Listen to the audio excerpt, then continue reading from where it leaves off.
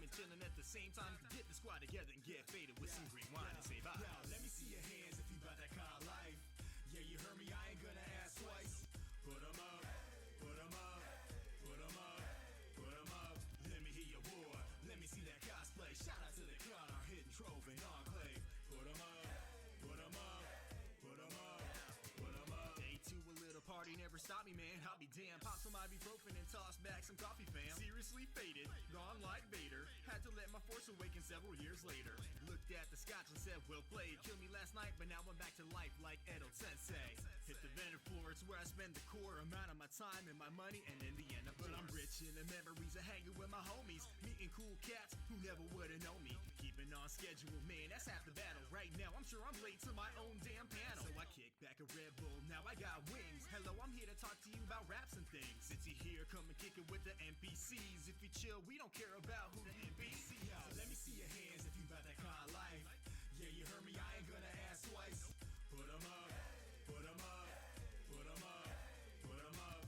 Let me hear your war, let me see that cosplay. Shout out to the crown, our hidden trove and enclave. Put 'em up, put 'em up, put 'em up, put 'em up. Now I'm on stage, you know we mobbing, man. NPC Collective, that's my mobbing fam. Back then they had to laugh through a lot of hands. Now we're the ones laughing out here with a lot of fans. One thing I can say is I'm definitely not jaded, but it's the last night, so I'm definitely faded. All they be doing now is flopping on their couch, man. But the con life is awesome, I can vouch, man. We definitely made it, could be rainy, but we over here is prime entertainment. All my life I have waited for the hip-hop nerds watching metal shred, then rocking DDR with some metal heads. On the final day sleeps what I lack, and the first thing I think when I leave is when will I be back? Cause the con is the place, don't care what you heard, it belongs to us all, yeah, like millions of nerds. Now let me see your hands if you got that kind of life. Yeah, you heard me, I ain't gonna ask twice. Put 'em up, put 'em up, put 'em up, put 'em up. Let me hear your war, let me see that cosplay. Shout out to the crown, our hidden trove and enclave. Put 'em up, put 'em up, put 'em up, put 'em up. This is dedicated to all you crazy MFers that I be seeing at every single con. Doesn't matter if I'm East Coast, West Coast, down with the dirty South. That's a ludicrous reference.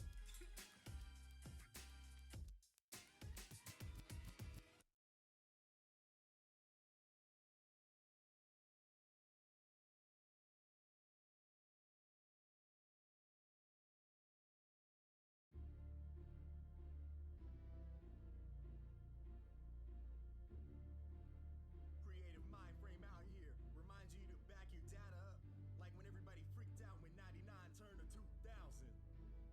Yo, your camera hit a flash, yeah, you're bad, yeah, put the pictures in the stash, yeah, they red, yeah, till your phone done crash, yeah, you're mad, yeah, now you about to spend some cash, yeah, you're sad, yeah, your computer almost crashed, yeah, it's bad, yeah, and you spending more stacks, yeah, it's trash, yeah, it's a big time killer, yeah, no video when you go on Julio. Hey, what's up, Stupendous? How you doing, brother? All right. Just gonna color for a little bit. Let's see. How are we looking on stream there? Looks good. Looks good. All right. Okay. So, ooh, you know what? I'll turn on my keyboard cam as well. There we go. Get a little insight into the process here. Hail, CG Raven. Let's see. Where did we leave off here? Okay, we can still use some values right there. So we're gonna do a little bit of work on this panel here. Just start with that. Hail, Felix. How are you, brother? Contiguous. Yep.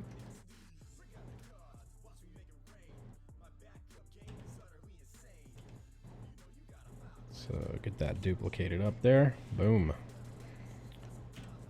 Let's see. Which brush we got here? Let's just get a soft round. Mic's loud enough? Oh yeah, it looks loud enough. All right. Let's see.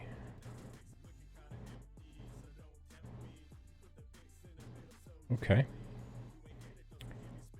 Let me get a sampling here.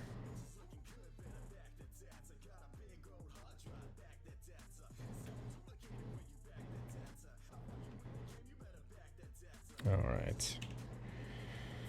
Anti-alias for selections. And there we go. Set that to multiply. Dude, so happy I got the color version for Steven. Yeah, man, that's awesome. That's great.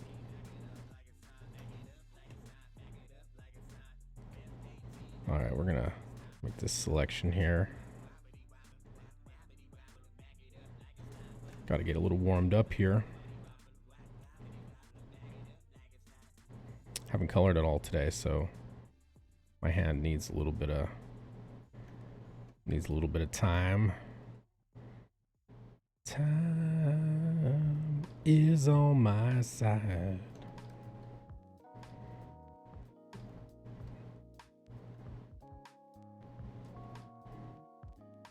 That's a nice, bright, chunky beat.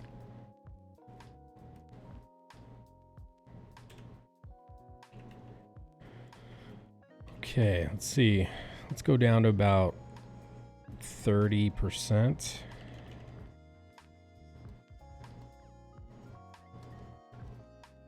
see. We getting anywhere here? Oh yeah, we are. Yeah. All right, let's go and freehand this shit. Transparency lock. Just gonna add a little bit of value in certain places.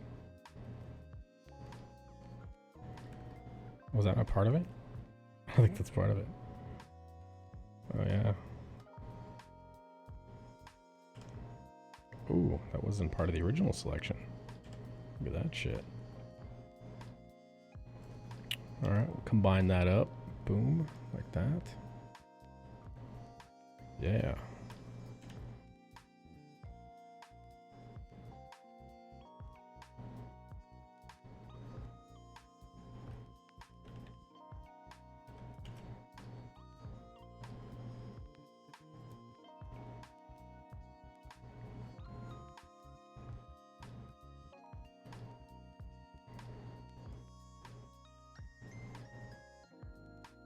Just need to add a little bit of shape to some of this hair. I don't want to put too much value in there.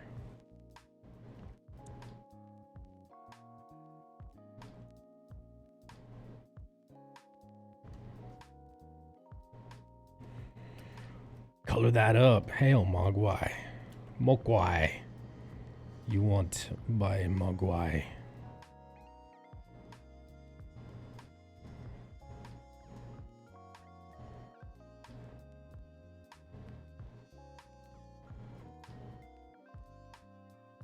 In the beginning, there was but one Mogwai. Then he fell into the river, and then there were many Mogwai.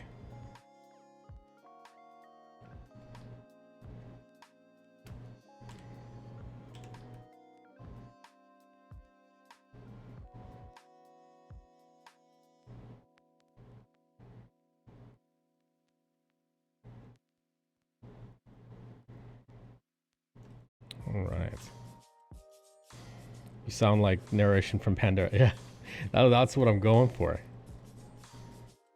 Hello, I am a Lord Walker Cho.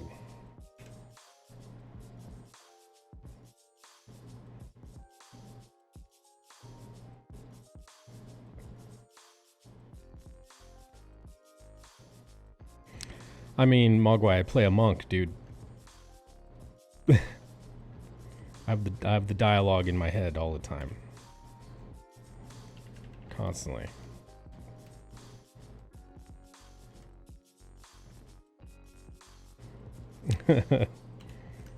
Yeah.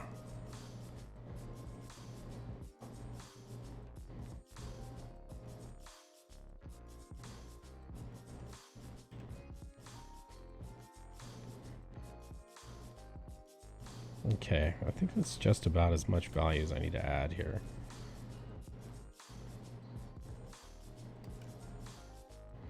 I don't want to get too dark. Where's the panda chef that burns everything? Oh, you mean Nomi? Fuck. Fucking Nomi, dude. I hated that. I hated Nomi. That dumbass panda wasted so many of my mats. People were so pissed about that stupid panda that they're like, okay, we hear you. How about sometimes he burns it, and how about sometimes he burns it and you can still use it? Looks amazing. Thank you. Or it looks good, looking good. Thank you. Appreciate that. Let's see.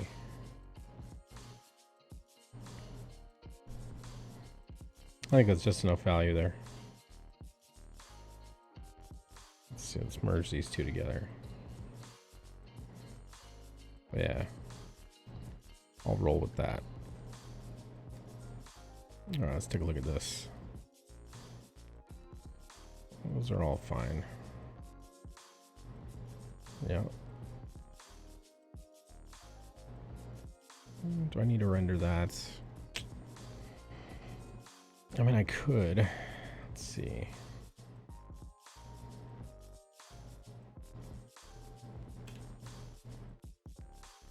Let's see, where's my light source here? Top and above. All right, so we can do this. We'll go like that. Put that in shadow. That in shadow. This thumb in shadow.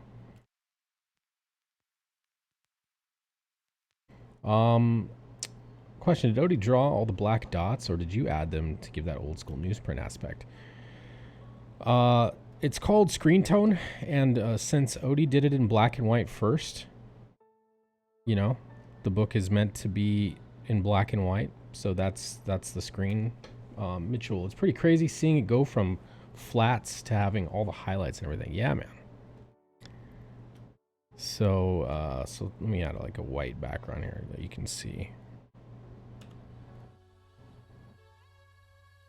Oops. There. So you can kind of see, like, that's how it started in black and white.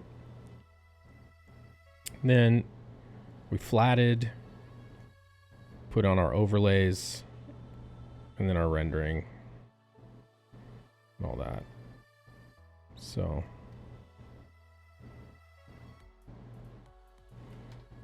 yeah.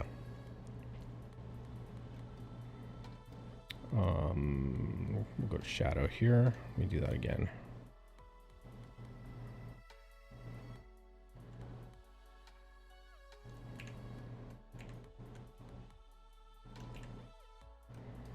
All right.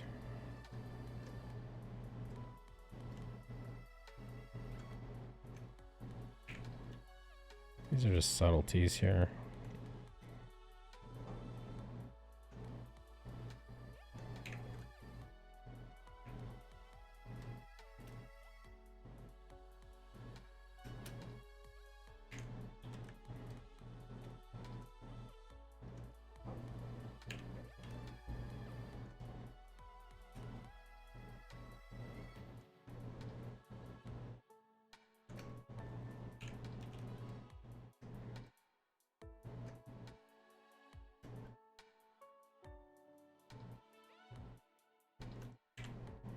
Okay.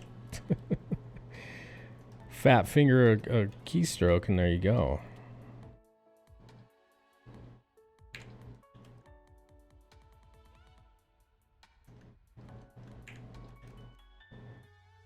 These are all details that you will barely see in print, if at all. I'm gonna zoom out to, yeah, you're not gonna see much, which is fine.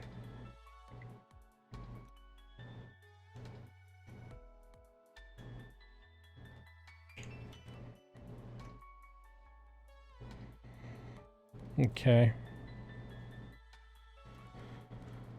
Let's see. Let's go to our shadows here. All right, so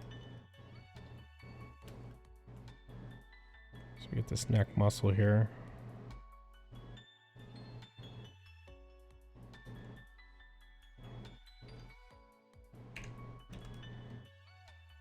All right.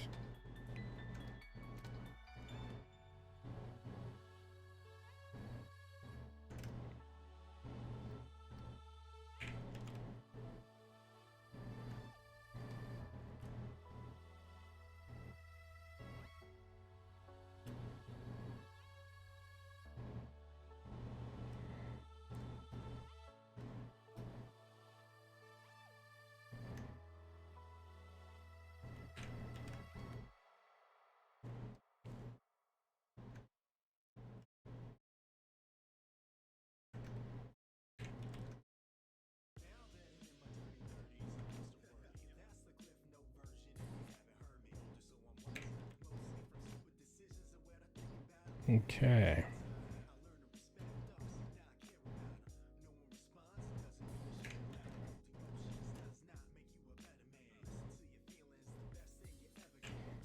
Hail, Fenrir Fire. Hail, brother.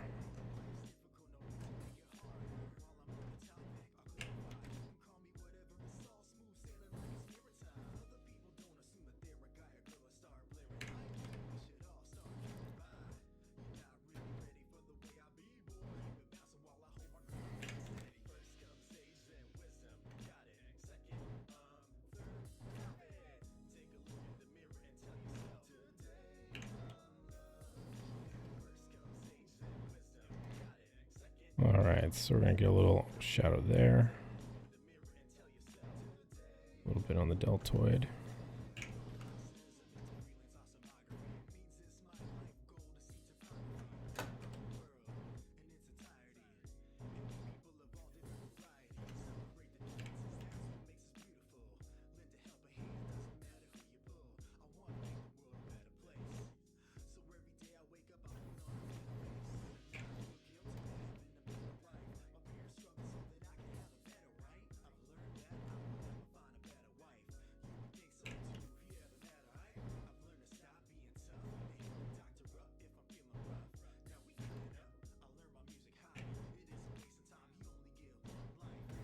Actually, I'm going to add that down there as well.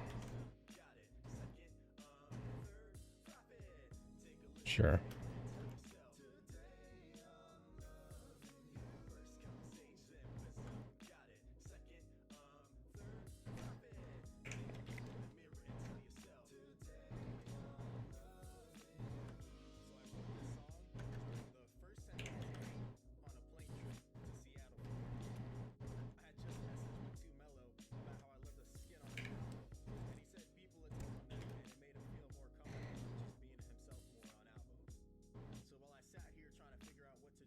All right, so now we're going to blend in some stuff here.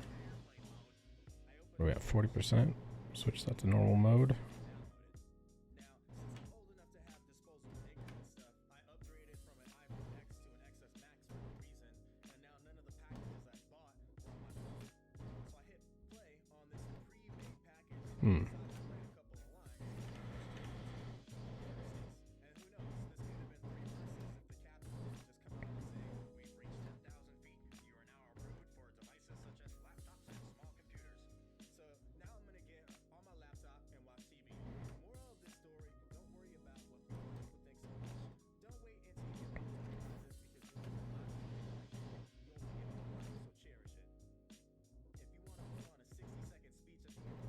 Okay.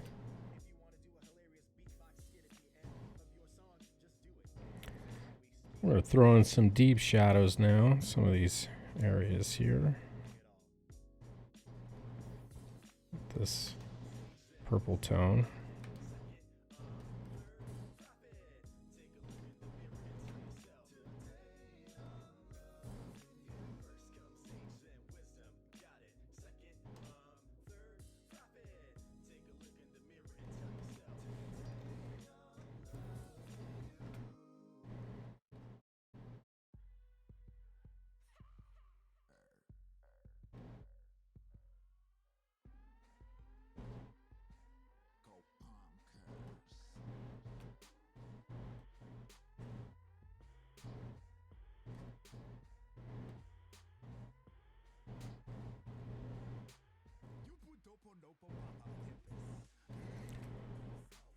All right, let's see.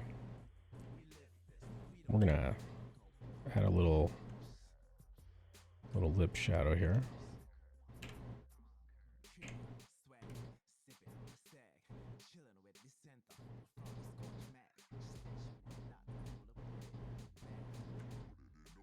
All right.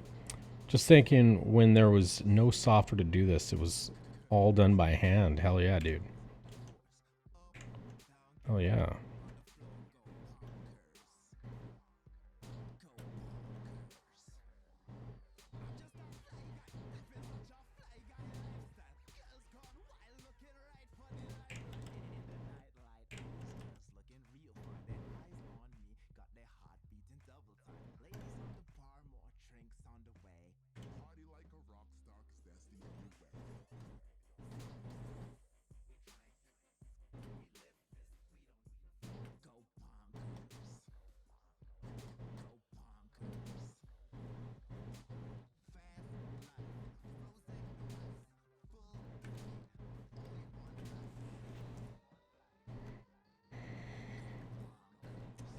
let's add some highlights here. Thank you, brother. Hail, brother. Hail.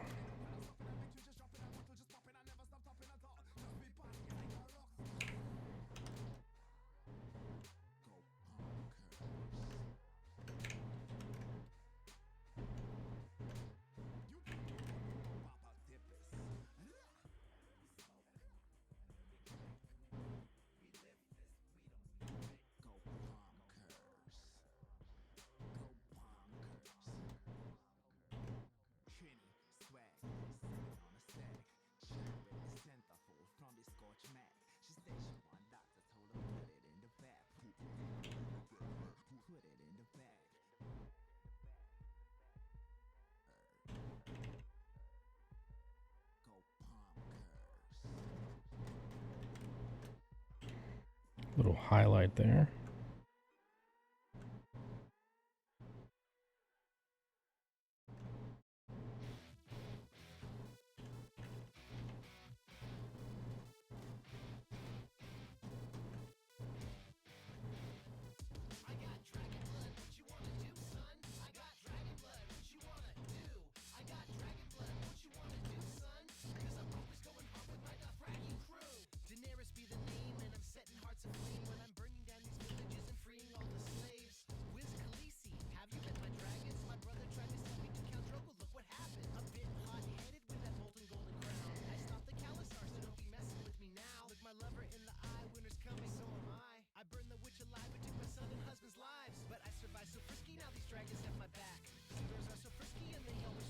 Scotsman, what colorists or inkers inspired you to be a colorist? Well, I'm not really familiar with a lot of pro colorists. I haven't really paid attention to the pro scene coloring wise, but I kind of got my start in comics as an inker, and you know, being an apprentice for Marlowe for all throughout the late 90s and early 2000s was fucking incredible. You know,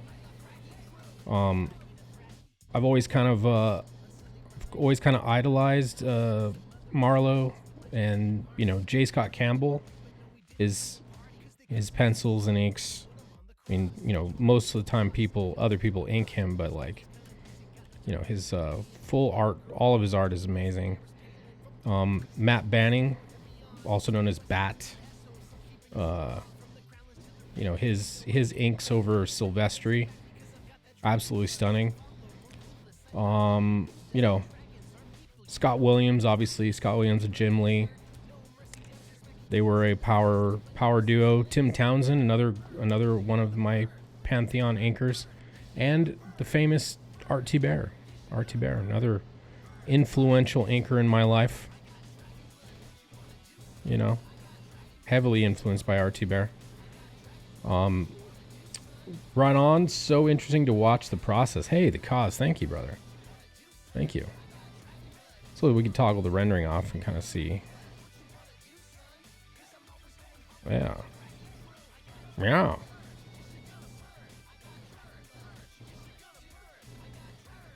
We'll add a little bit of a highlight in the chest area.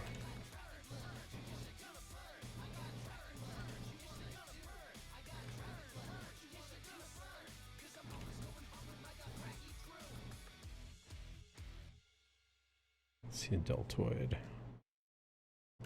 We're gonna get a little more highlight right in there.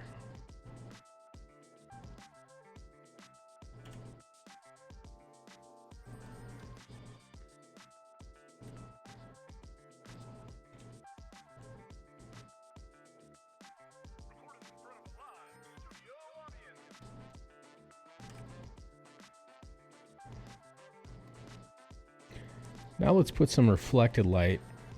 Let's see. Reflection's coming down from down below. All right. Ooh, might be a little too hot. Where are we at? 40%? Let's go down to 30.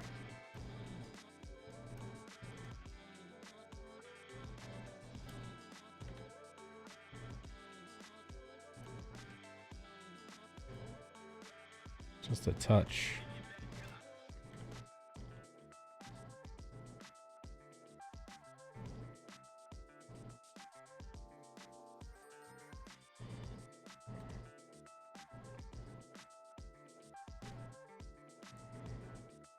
Oh yeah. I'm feeling that. Damn, that flick though, he's like, what, this? Poof, and just fucking flicks him. Oof.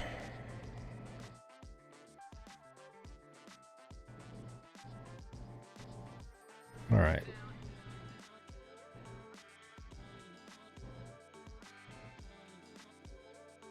Yeah.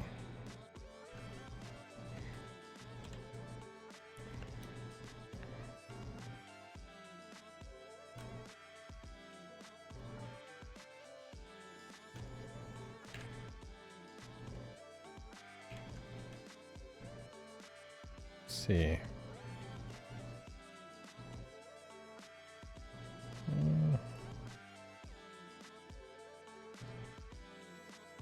Probably all that small bit there too. A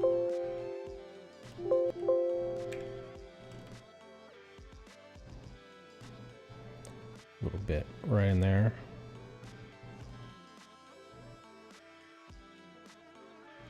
Back side of that.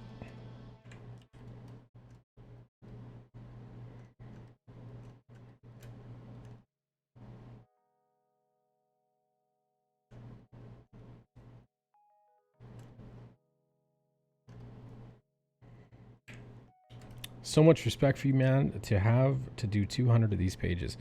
I appreciate that, man. Yeah, it's definitely, it's a fair amount of work, you know.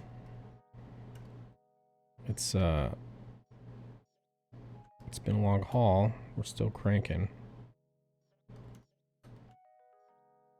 I'm definitely I came on late too, so like, you know, they had a huge head start penciling wise and inking wise, and so they'd already been through one colorist who, the fuck is that? Wait, what?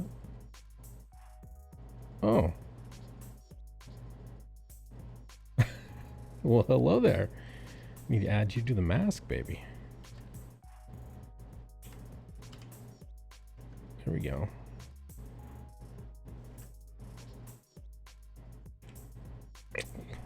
Oops.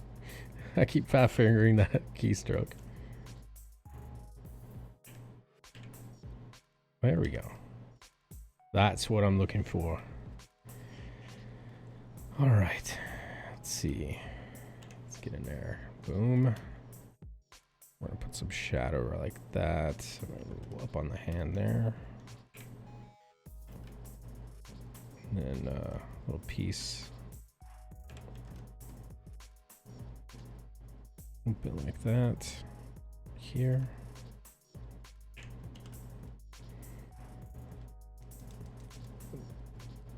Delta Spurg.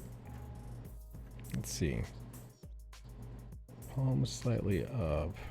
So we're gonna have a tiny bit of shadow come up here because there's the palm rolls forward slightly, so there's a little bit of a divot there.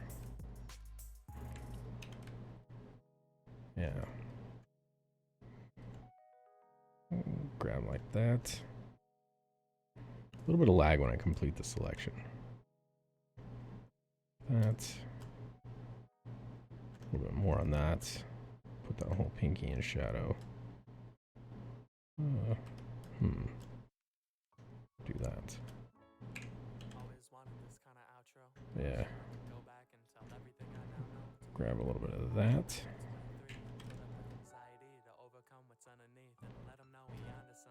Have you ever used Gammon graphics pad? I have not.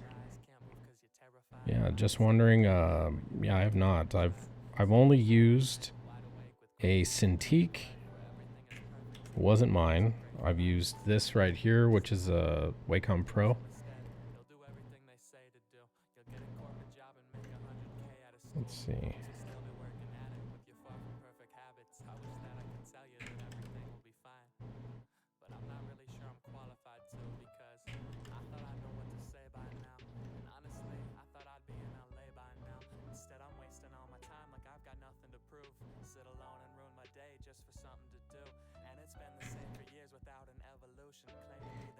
Heard good things about Wacom.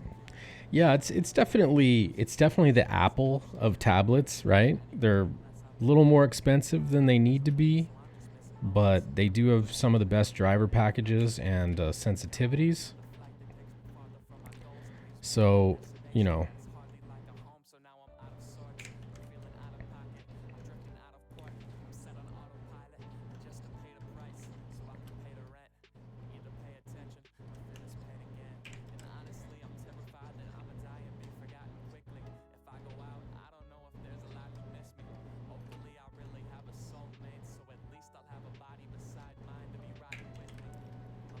okay.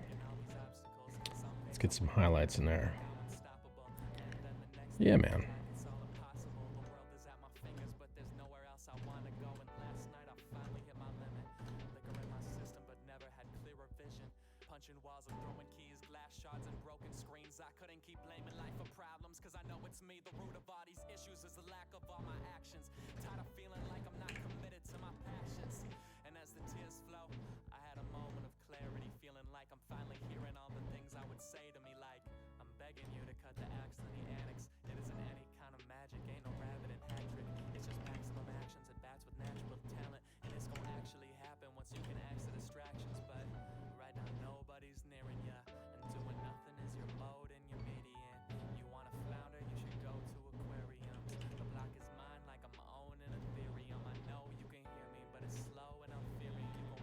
See.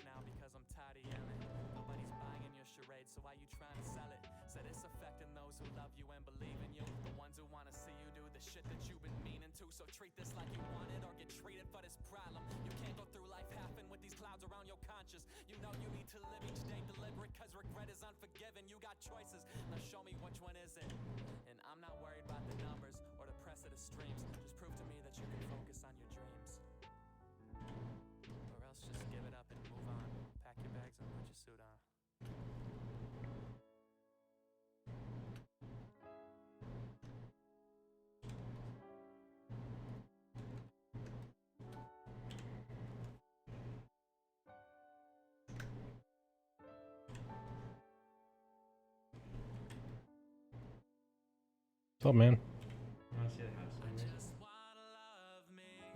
What's up?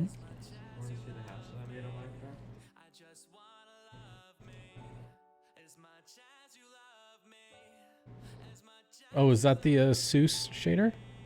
Or is that a realistic shader? That's brilliant, son.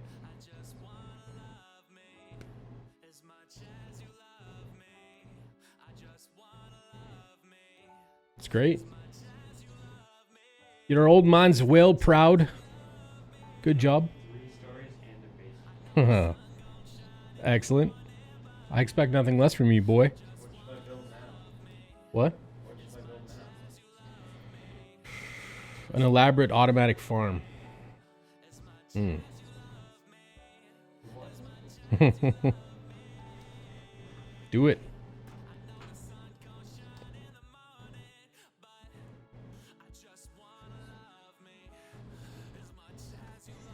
My son was just showing me something he built in Minecraft.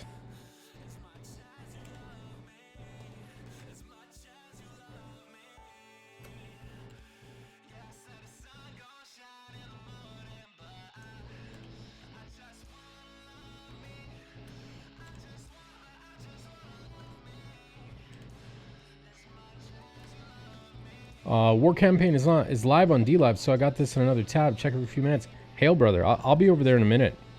I just wanted to stream for a bit and get some coloring done live, so.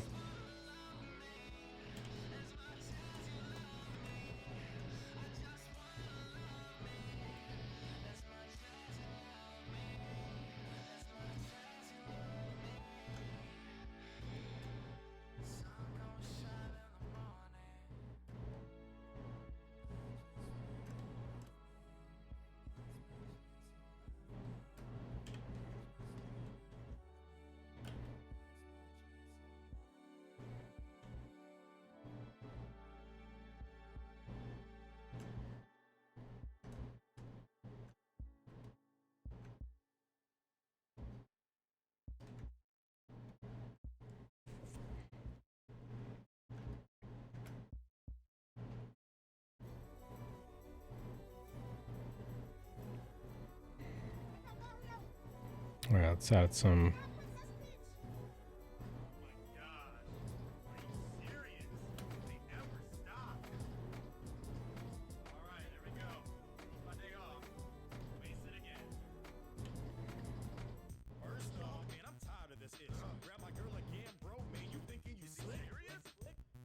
Man, my mom was in a stupor. It seems they ain't learned on that song Super Cooper Troopers. So I got up and sipped the Bloody Mary. I'm feeling very merry before I go make a Bloody Larry. Cooper Jr. Morton and Desert Cooper Hari. Ran into some fire bros, they make me very worried.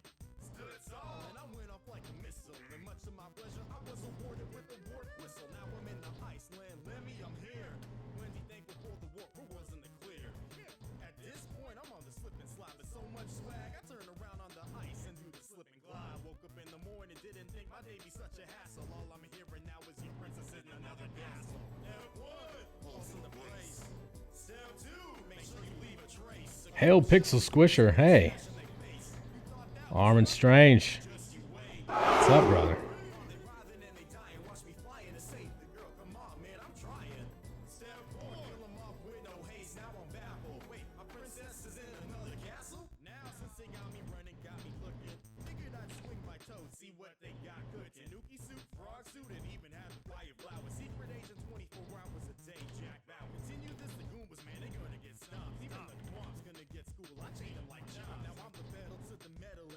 On the needle, ate a leaf, and now I'm so fly you think that I was a barrel. Well, I'm back on the trail, but you think that I was done yet? Drumming up the storm while I'm breaking the world of love wig. And I get my princess back, you better say your prayers, Trick. I'll bring you to the ground, I'm gonna anchor down your airship. But here we go, moment has finally arrived. The end to this crazy day will finally be contrived. Got the big dog here, and he know it's time to wrestle. Because I know my princess is being held here in Bowser's castle.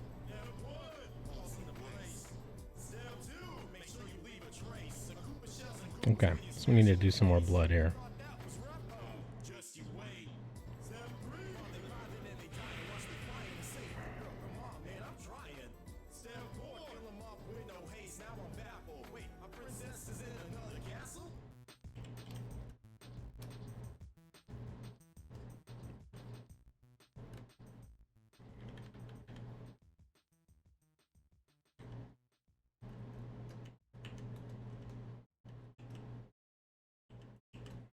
Taking a break from my color chores and saw you on. This looks like Cat's Meow. Hey, thank you, brother. Thank you. Comics with Drew, hello. Thank you.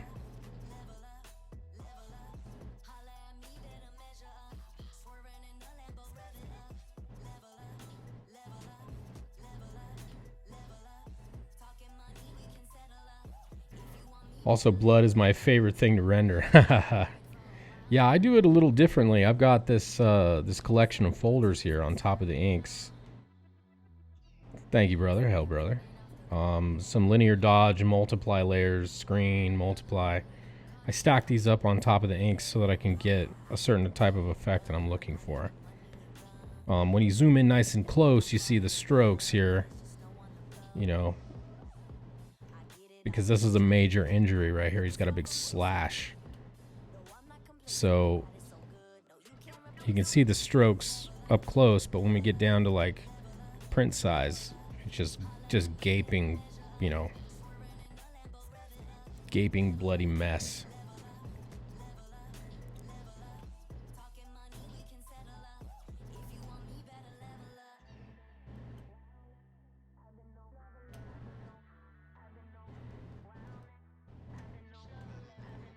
I don't know it necessarily hit all the black dots. A fair amount of them.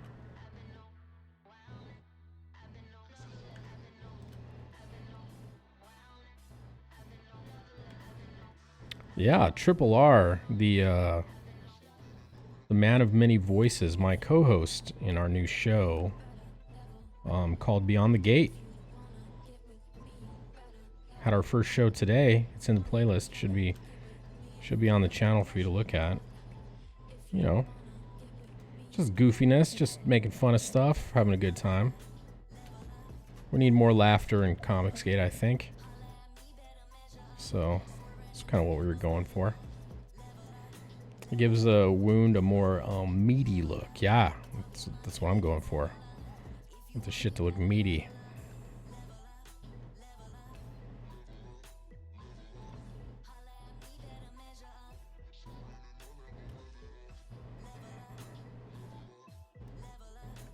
All right, so we got a nice base. All right, let's go to a multiply layer here.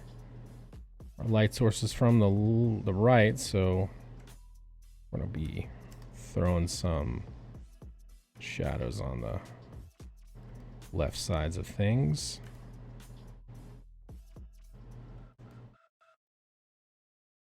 And when we go outside of the linear dodge, it just makes it look more bloody, like it's bleeding into the skin, which is all good.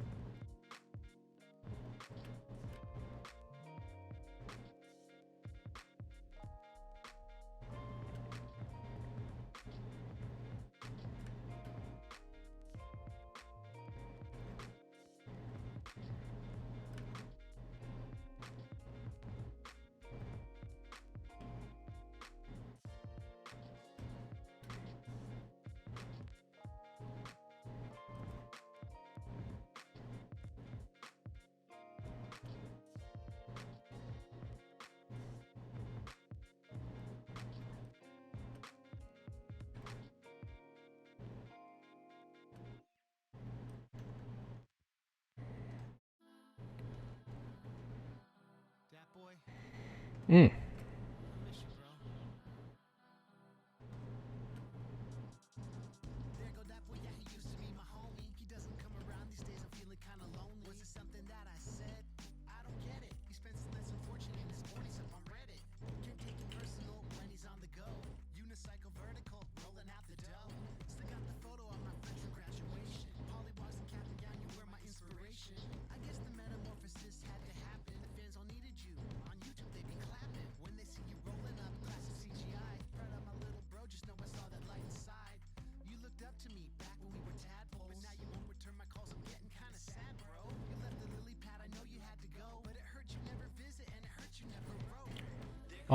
He looks so angry. What do you guys say? No one asked him how many years he's been coloring, right?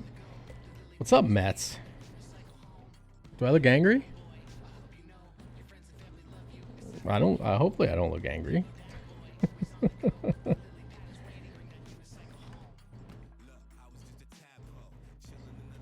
Hella angry.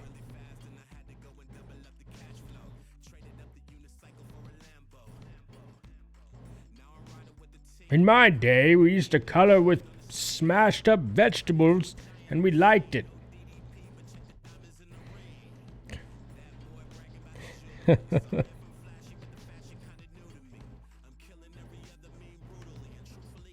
We still do. I don't know, this is literally my first time watching Scotsman. Hey, well, welcome. Glad to have you here. I lived before there was color. Hell yeah. Same here. I'm in my mid-40s. I remember no color comics, early newsprint comics. All of that. Scotsman is a great colorist, but an amazing inker. Oh, hell yeah. Thanks, man. Thanks. Just trying to do my thing, brother.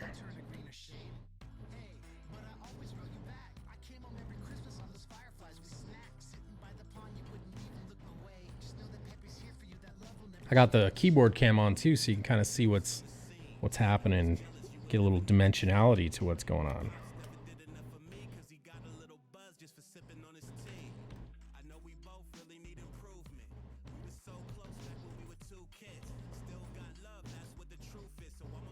A little bit of flow to this one because it's maybe a little sideways bloops and shit. Let's see. Why'd I think you used a Cintiq? Because I had this iPad Pro, and I was drawing on the screen of the iPad Pro.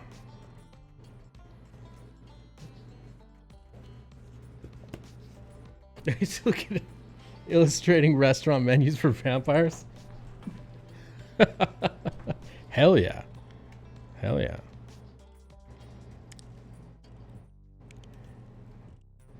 Oh, well, what the fuck? Alright. Sometimes you just hit a keystroke, you fat finger it, and then you're fucked. You gotta go back.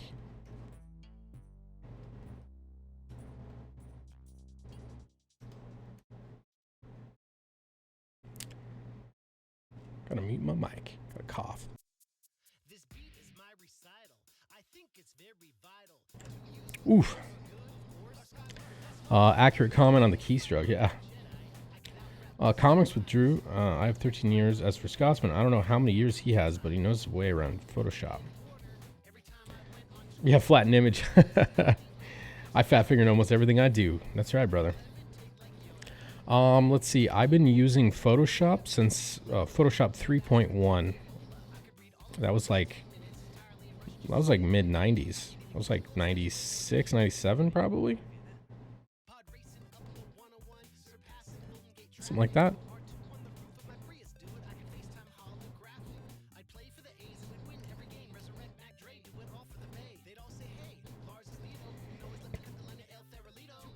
Back when Photoshop was released on Stone tablets. Yeah. 19 diskettes. I said diskette. Yeah, I did. Instantly date yourself by saying the word diskette.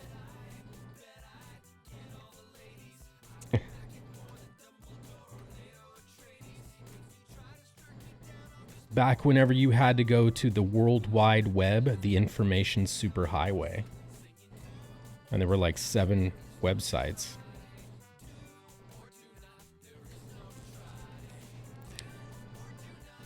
Hello, GarageMan. Hello, Kelly. All the way from Scotland. How are you doing, love?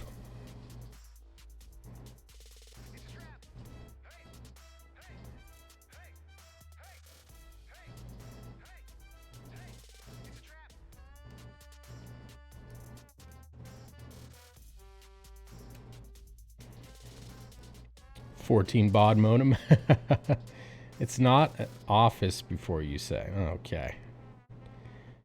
You ever hear of Painter 5? Dude, I remember Painter. Corel Painter was crazy. It was the first painting program that actually had like brush dynamics and stuff. Well before Photoshop did.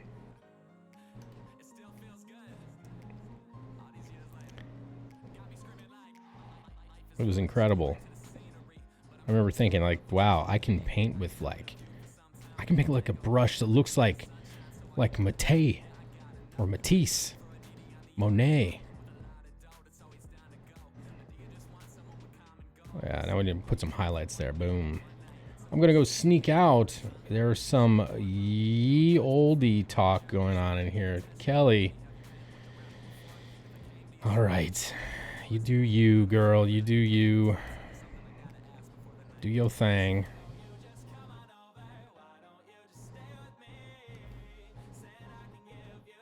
Is Matt the love child of Matisse? Matei, yeah. Yeah, it is. It is.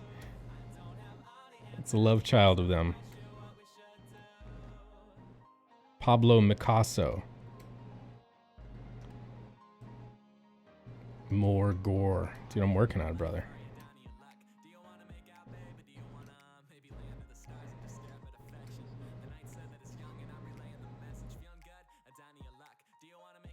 these highlights here. Make that blood look nice and moist. Oof.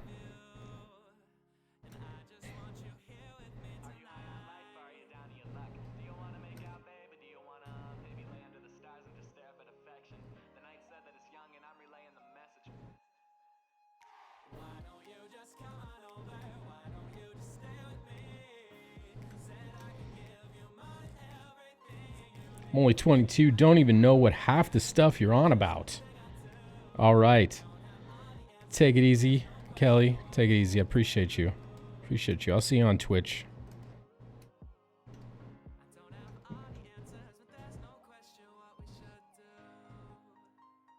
And I'd be like, fuck it, paint bucket.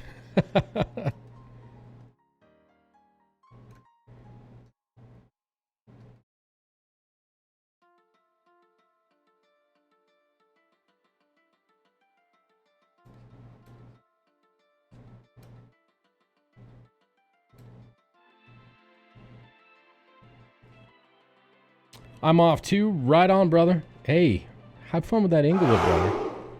Good luck there.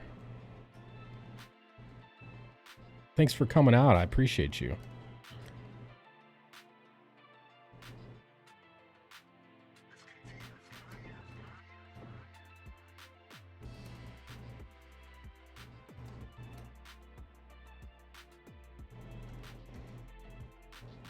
Taking off. I haven't slept right since after the British show yesterday. Holy shit.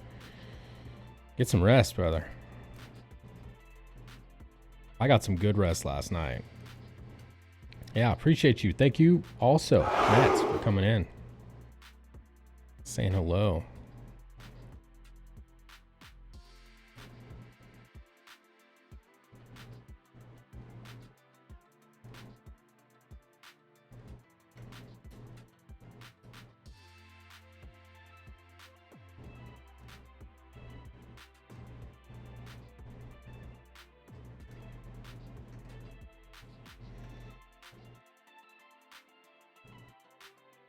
Blood. I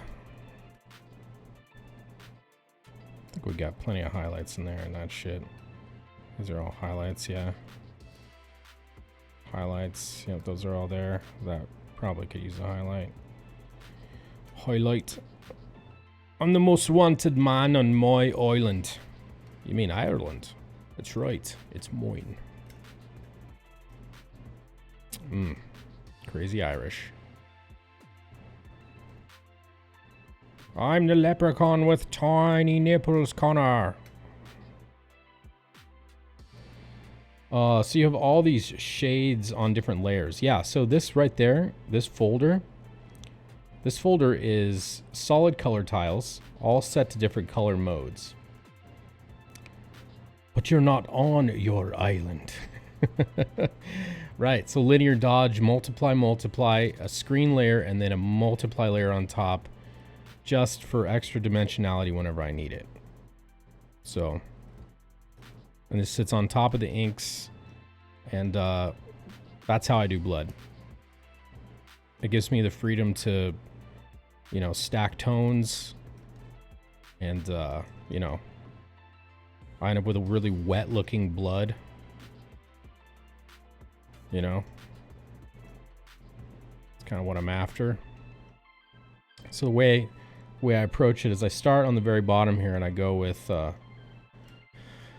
and the thing is, it's non-destructible, right? If I ever need to get rid of that, it's gone, right? It's all on masks. I try to paint on masks as much as I can. Like all my skin done exactly the same way. Shadow layer, highlight, reflected light, core shadows. You know, if at any time I need to redo any bit of that, it's all live. It's all on a mask. So, you know, I can start over if I need to, and I haven't lost anything, you know. It really helps with rendering. Like, you know, Balvor, for instance, he's all live rendered, right? These pixels are all, these are all, you know, live here. So it's, you know, this is a destructible workflow with Balvor. But for skin, for blood, for any of these glows, anything like that above the ink work, this is all, it's all, you know, done with masks and flat colors and layer blending modes. That way, real easy to make changes if I need to, which does happen from time to time.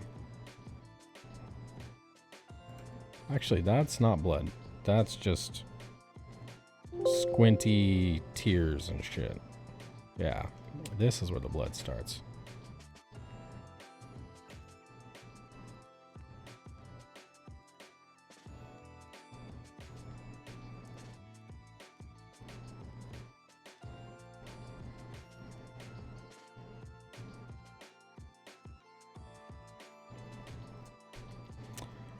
Did you drop in this dot matrix as well? No, this book is done in black and white because it's a, you know, tankobon format manga.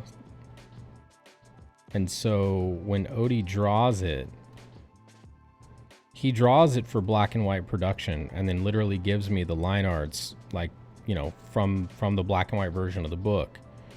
And so that's one of the reasons why, for instance, down in here, why I've put all these color overlays to push the screen tone back so the characters will sit forward. And so when I render on top of it, I can get an animation style feel. You can see how the high contrast, you know, characters kind of sitting on top of the background.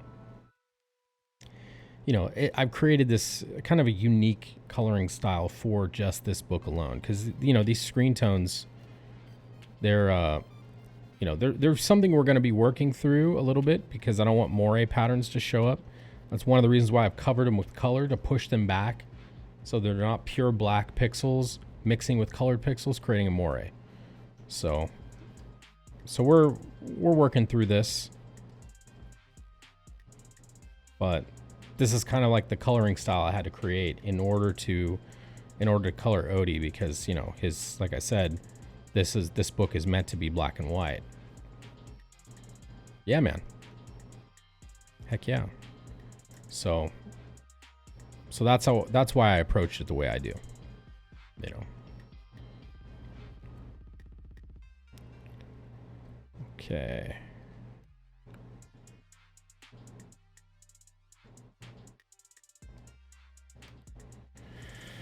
Okay, so next for this page, I'm gonna need to take this into Procreate and get my light pen out and do these energy whips.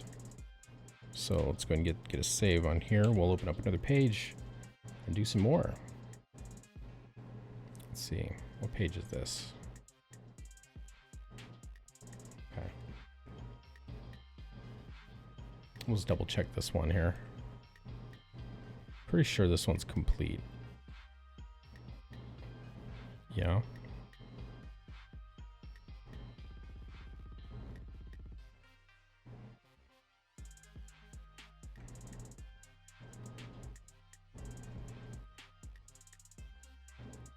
Yeah.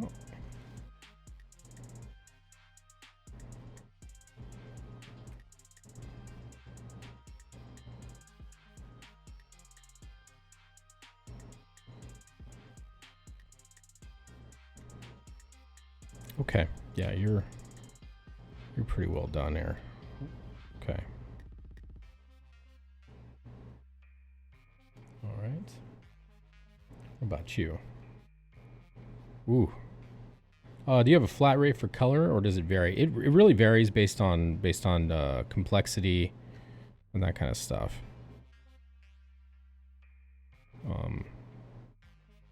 I gotta change her hair color. We're going with a platinum blonde, and she's got a white shirt, so white hair, white shirt. So this will be an adjustment I need to make. And okay, so I need to do some stuff, some prep work to this page before I can color it on stream.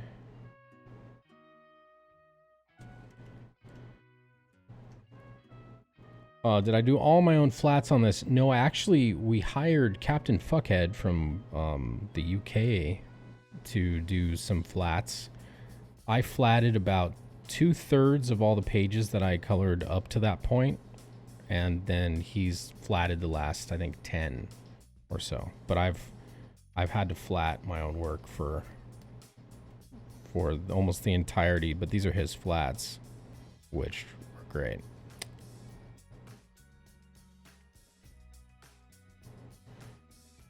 All right. So done. Oh. Every now and then Photoshop just acts like a complete asshole.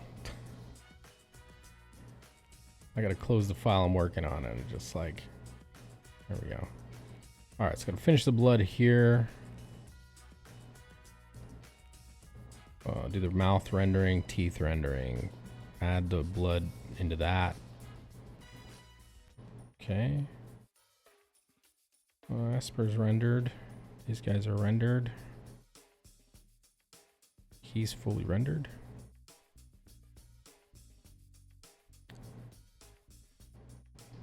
Let's see. Let's toggle that rendering real quick.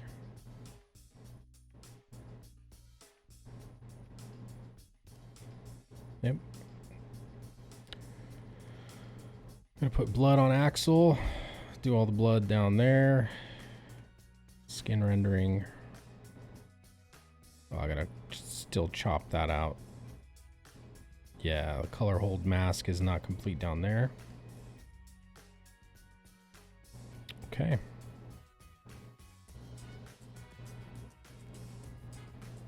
All right, we're gonna chop some mask for a little bit. Change gears. Shift gears a little bit.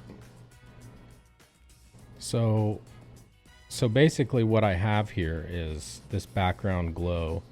This bluish tone right here is being color dodged into itself with this, and then two different screen layers that I can change their opacity to kind of push elements back and forth. So I can erase part of the mask here to make this foreground brighter and then, or darker, and then have this be brighter. But what I'm going for with this is not just to push the screen tone back, but also to make the ground look really, really wet. Because it's raining outside. And, you know, whenever you have light, like a bright day, but it's raining, it's not really dim. You know, obviously the clouds dim it out a little bit, but you still get a lot of light bouncing around. So that's kind of the look I'm going for. Like there's water pooled up on the ground, and it offers a bit of a cell shade, not cell shade exactly, but like an animation feel. Like the characters are on cells sitting on top of a painted background, which is kind of, you know, kind of the look I'm going for.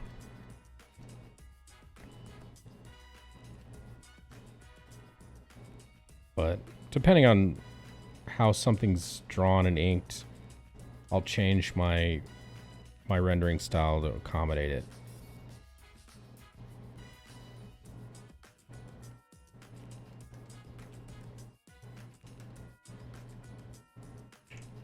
Oops. There we go. Filling with black or filling with white either deletes the mask or adds to it. That's how masks work, ladies and gentlemen, just in case anybody was wondering.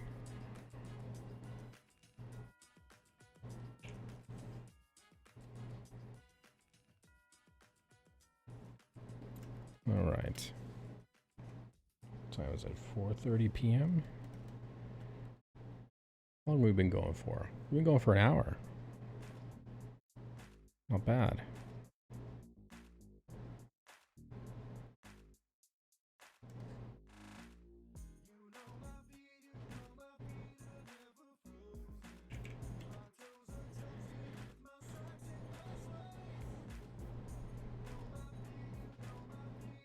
You gotta love this free music. So anybody in the chat who streams on YouTube, you know, you playing music on your streams is like a no-no, right? You can't do that. Well, from all my years on Twitch, you know, I became aware of something called Pretzel Rocks, which is a free, it's kind of like Pandora, similar. But this is all free music. What the fuck?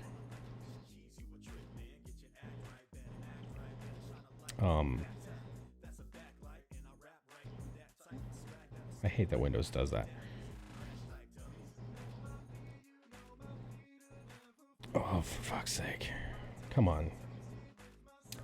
You pick up something and you move it for too long. Windows goes, oh, you wanted this in the front, everything minimized? Sure. I don't know how to shut that off. I'm a Mac user.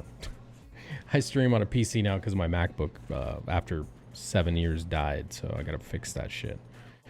But Pretzel Rocks, you know, you can use that on your streams and pick different genres of music. You know, and it just plays a bunch of free, royalty-free music. So, you know, it's not the best music, obviously, but it's better than having quiet, you know, no sound. Because streaming on YouTube, that's one of the Windows drives me insane. Mac all the way. Yeah, hell yeah, brother. Hell yeah. Hell yeah, music tips. So Pretzel Rocks. Let me close this guy. There we go. All right. So we're lassoing right now with a zero feathered anti-aliased lasso. So every now and then we'll just chop into the line work a little bit, because sometimes you need to. It's perfectly fine.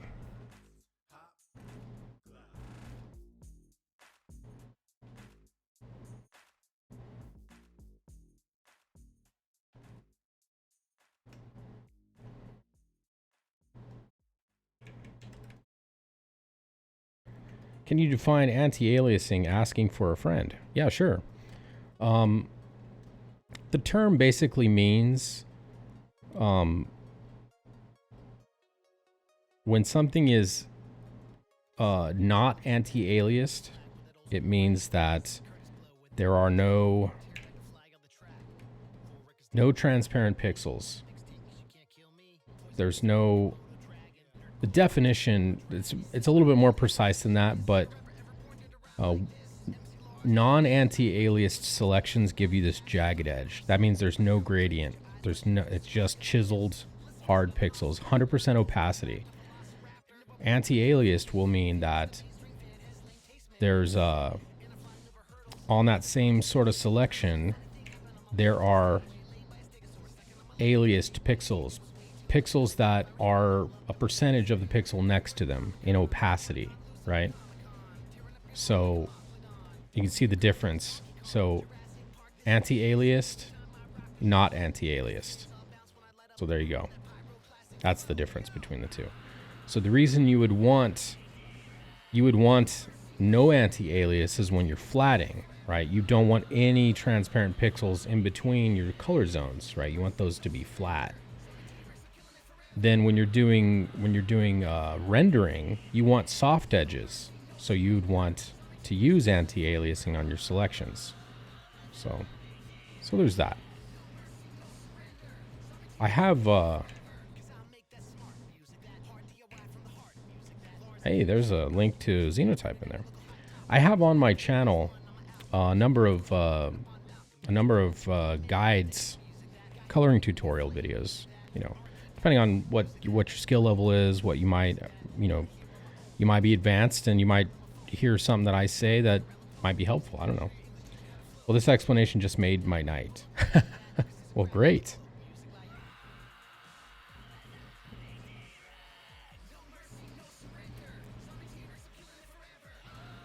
I definitely enjoy watching people grow and learn stuff, and myself included. I learn from people all the time, brother. The more we can share techniques, tips, knowledge, you know, the better everything gets. You know, some people like to keep that knowledge and technique and information to themselves because they're afraid. It's fear.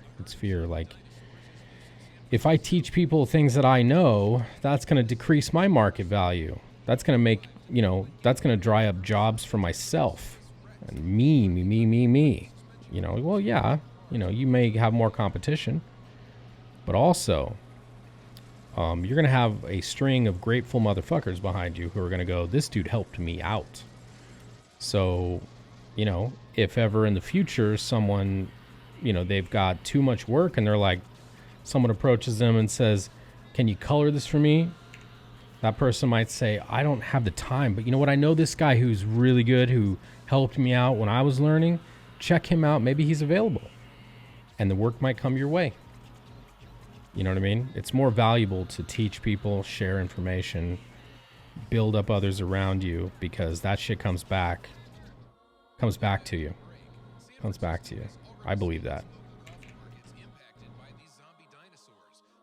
So, I know exactly what you mean. Hell, brother. It's better to be cool than a dick. It's better to be generous than fearful and stingy with your knowledge. You know, that's just the way I go about things. I like to build others up, brother. Edify your brother, edify your brethren, and you too shall be edified.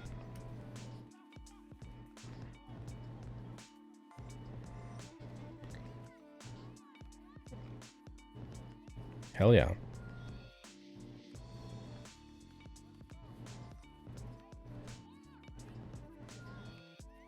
This is a nice juicy beat. Like this.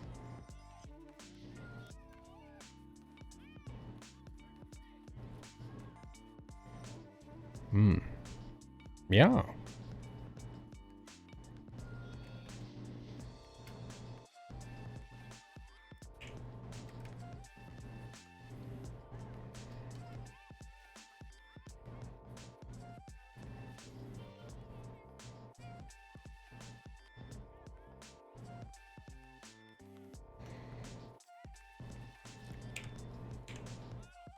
Fat finger. Fat finger in it again.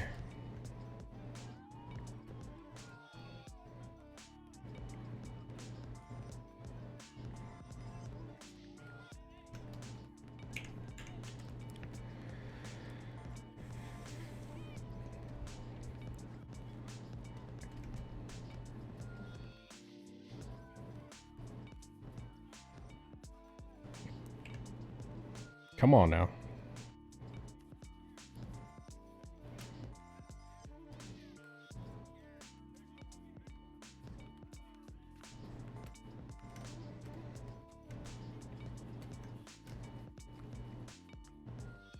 Guy from Red Bank, hey. Hello. Welcome. Welcome to the stream. Just having a little chill stream here, coloring a little bit of XENOTYPE, you know, as we do.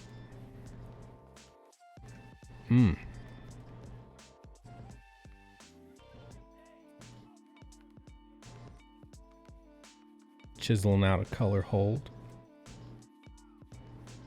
Pushing those pixels back.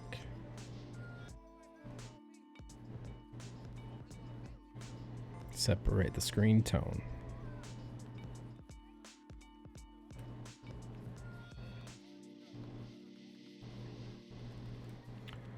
Something I've never been able to solve myself is getting clean line art scans from Smooth Bristol. It's the bane of my existence. Also, always comes out with artifacts. Yeah, you know, I know this might sound, you know, strange, but, if you get, let's say you get an original art piece, freshly inked, right? When you go to scan it,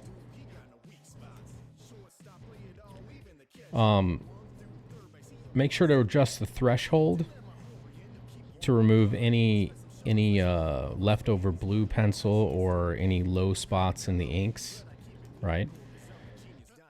Another recommendation is to make a photocopy on a 11 by 17 photocopy on a black and white photocopier and scan the copy. Now I know that's a generational loss, but if you're getting artifacting, you're getting strange artifacts showing up, it might behoove you to go ahead and scan a second generation, the one that's been highly contrasted from a photocopy.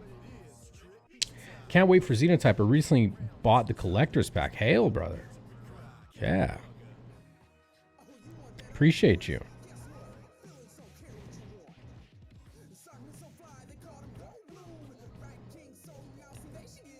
But to more answer your question, Drew, you know, a lot of that has to do with how well the page has been erased, right? How dark the inks are.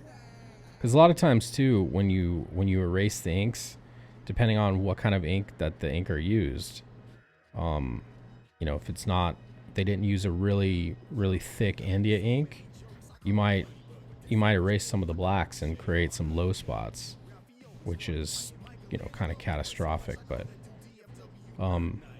during the scanning process, adjusting the threshold, the scanning threshold, not just the DPI but the threshold, that should reduce some of your artifacting. The other, like I said, the other option is to make a black and white photocopy of the finished page, and then from there scan the photocopy. Like I said, it is a second generation output, so you know, if you got a lot of fine details, I wouldn't recommend doing that. But if it's a page with just normal rendering, reasonably sized figures, scanning a photocopy, you might get decent results. So the other thing too to keep in mind is make sure that the glass is fully shaded, like you don't, because sometimes when you put an 11x17 down on a scanner bed, you close the lid or you drop the, you know, the whatever the overlay, if the Bristol board, because once you ink Bristol, it gets a little bow to it, like it gets a little curve, right? Because ink is so wet, it cinches it up a little bit. So make sure that, you know, if you got to put some pressure on the lid of the scanner, to make sure make sure there's no air between the glass and the Bristol board. Any air in between the two will cause anomalies, will give you some artifacting. So that's another thing to pay attention to. Make sure that glass is nice and snug on top of that board.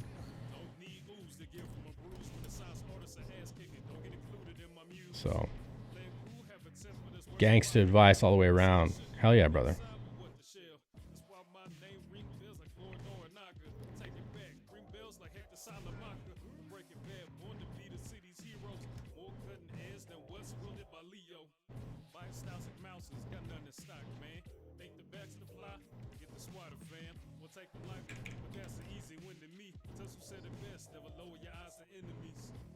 That I think that actually starts up higher. Let's just see some of that in there. Let's cut this line weight a little tighter.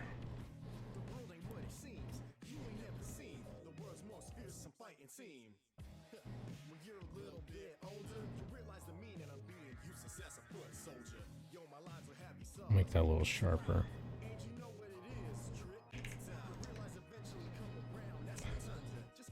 Control F is find. Motherfucker. Control D and Control F. Another bane of my existence. Let's see. Slight tilt. This looks about right to me. Bogdan Digital Art, hello. How are you?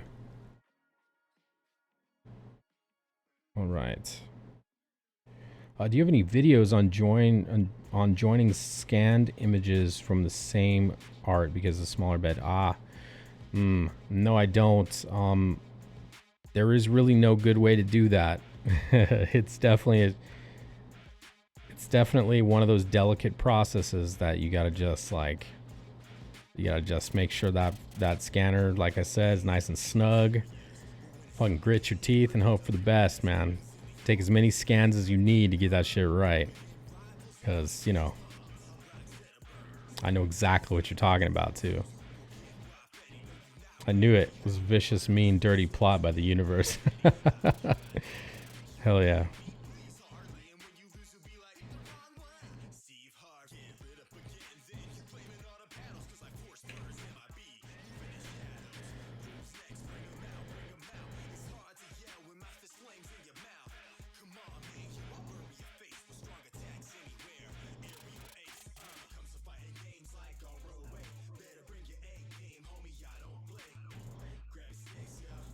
Okay.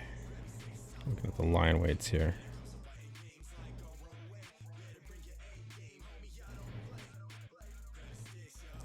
Make sure that it's okay to cut into it a little bit here.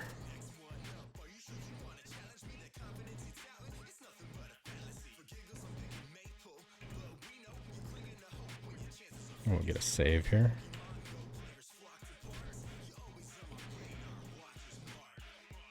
Let's see. Oh, I missed a comment from Guy from Red Bank. BRBLOLI2. I'm doing great project mode. My brother's helped me at it. Oh, nice. The screen has a hole in your head. Does it? Oh, yeah. Because the Super S, it yellows. The chroma key sees the yellows and greens as the same thing almost. So, because the yellow in the Superman emblem, it's knocking it out because of the chroma key.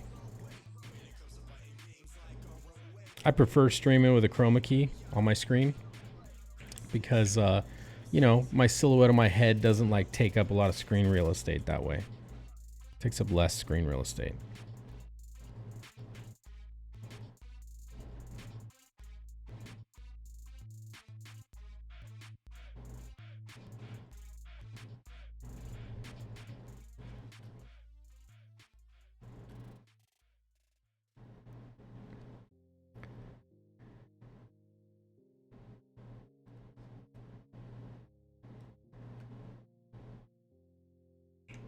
My Apple Watch is buzzing at me.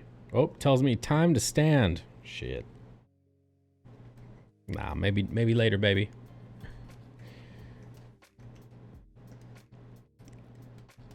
I got my Apple Watch to remind me to move my ass. Because this quarantine, man, is making me fat. You know what I mean? All I do is fucking eat, color, watch YouTube, color, eat, sleep. Fuck. It's bad, right? It's bad. This quarantine shit. It's, you know, it's not just bad for the soul, it's bad for the body. Same here. I'm almost 2 months in lockdown here in Italy. Damn, brother. Damn. At least you're safe, right? At least you're safe. You know, financially, you're lucky enough to be able to work from home. Like, luckily, I've been able to. You know, it's one of those things where this can't go on for too much longer, dude. There are people who are desperate, need to get not just out of the house for their own sanity, but they need to get back to work. You know, people are gonna start starving and shit. Social unrest, all kinds of crazy shit could be on its way down the pike. And that's stuff that I don't even want to think about, brother.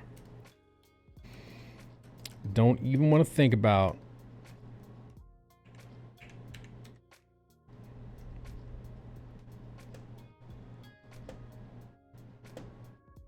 All right. So we got some blue trunks right here.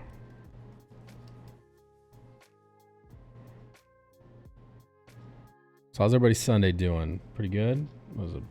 It's almost 5 p.m. where I'm at. I'm on the left coast.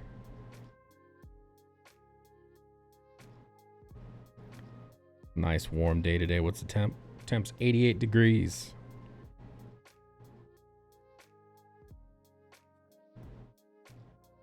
$88. You're in the other Orange County. Hail. You're over the way over there in Florida.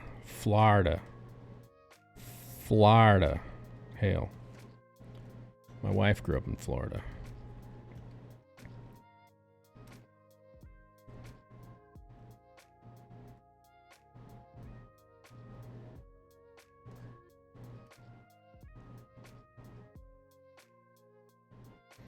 Yeah, she was a Navy brat.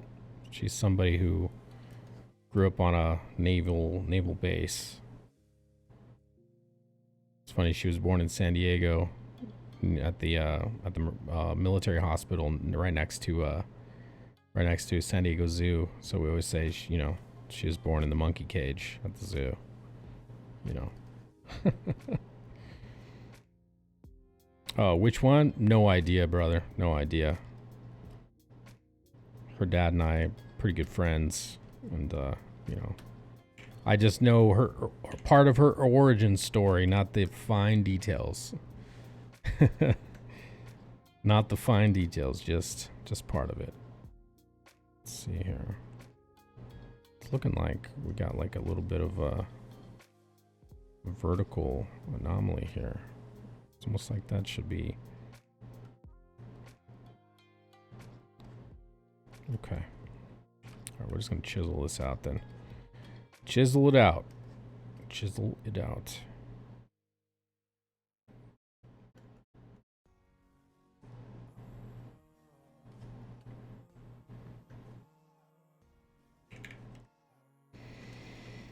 Fine. All right. So we're going to be cutting out and rendering some skin here in a bit. All right, slice out this hair. I'm going to need to email Captain Fuckhead some more pages for him to flat. Keep getting sidetracked right when I go to do it. I get sidetracked. He's actually messaged me a few times like, hey, don't want you to run out. Because he needs time for him to flat him. So he's just looking out for me. I appreciate Cap. Another Scotsman in the group. Wonderful Captain Fuckhead. If y'all haven't followed him on YouTube, he's got a cool channel where he interviews other creators and kind of finds out what makes them tick. I think it's called Between the Sheets. Captain F Head, I think, is where you find his channel. He's got like kind of a hand-drawn avatar of himself as his well, kind of like mine. I got a hand-drawn avatar for me too.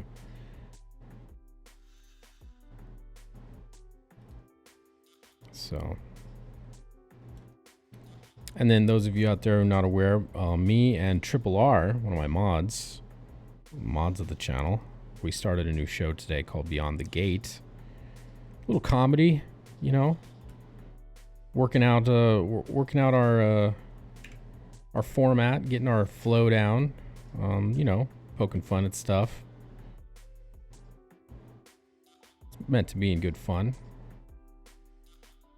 So he's a master of voices. So we have some various figures from within Comicsgate lore call in and you know, give us their perspective via him as he channels their personas. It's pretty cool. Should be up in the channel as well. The beginning of it was a complete shit show because not really good with StreamYards. I'm used to streaming with OBS, so right when I hit go live, apparently my reserve show that I created was not the one that StreamYards was going to stream into. So we had a lobby full of people waiting for the show to go in, and it went to a whole new different instance that no one was in. So I had to push everybody, go over here. Well, look and subscribe. Appreciate you. Thank you very much. Thank you.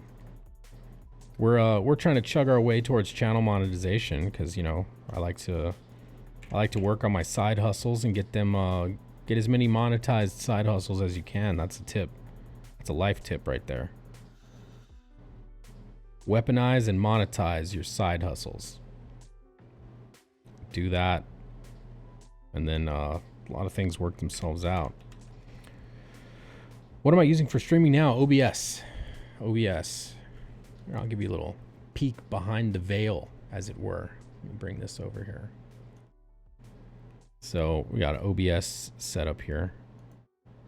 You know, got some audio inputs. Got my Spotify and or Pretzel coming in different a different channel. Desktop audio. Microphone obviously is its own thing. You know, so the stream volume, I can keep independent volumes for my ears and the stream. So I can turn the music up in my ears and have it nice and low for the stream, so it's not blowing up my voice. So yeah, so I use OBS Studio for most stuff. Is StreamYards better than OBS? They're totally different products. Right? StreamYards is good for putting on a show because you have a green room, a backstage, right? You can bring people in, they can sit there, you can bring them into the show, drop them out, and they sit in a queue, sit along the bottom of the screen there, and you can just pop them in and out as you need. So you can have guests, do segments with guests. It's got a lot of robust tools for putting overlays and branding. It's a good tool. It's a good tool. I just have never gone live with it before, other than being a guest on other people's shows.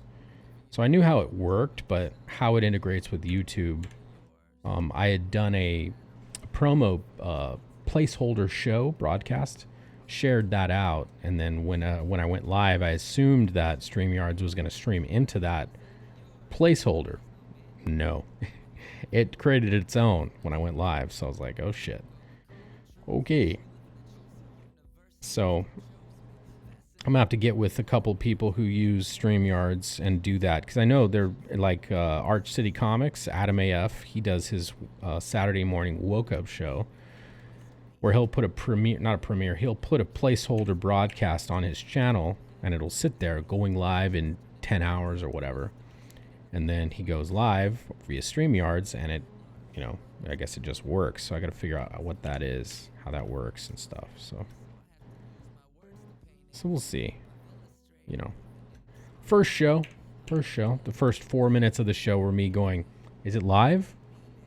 Is it live? I think it's live. Is it live? Oh, looking at clicking windows and going, oh, I think it's live. Yeah. So the show opener was a little stupid, but we got rolling after a while. 3-4 minutes in, started to pick up. And we got our feet under us. So, and future plans, bring on guests, riff on stuff with the guests, that kind of stuff. So, again, like I said, just trying to bring more comedy to Comicsgate, more comedy to the to this scene, because comedy keeps our spirits high.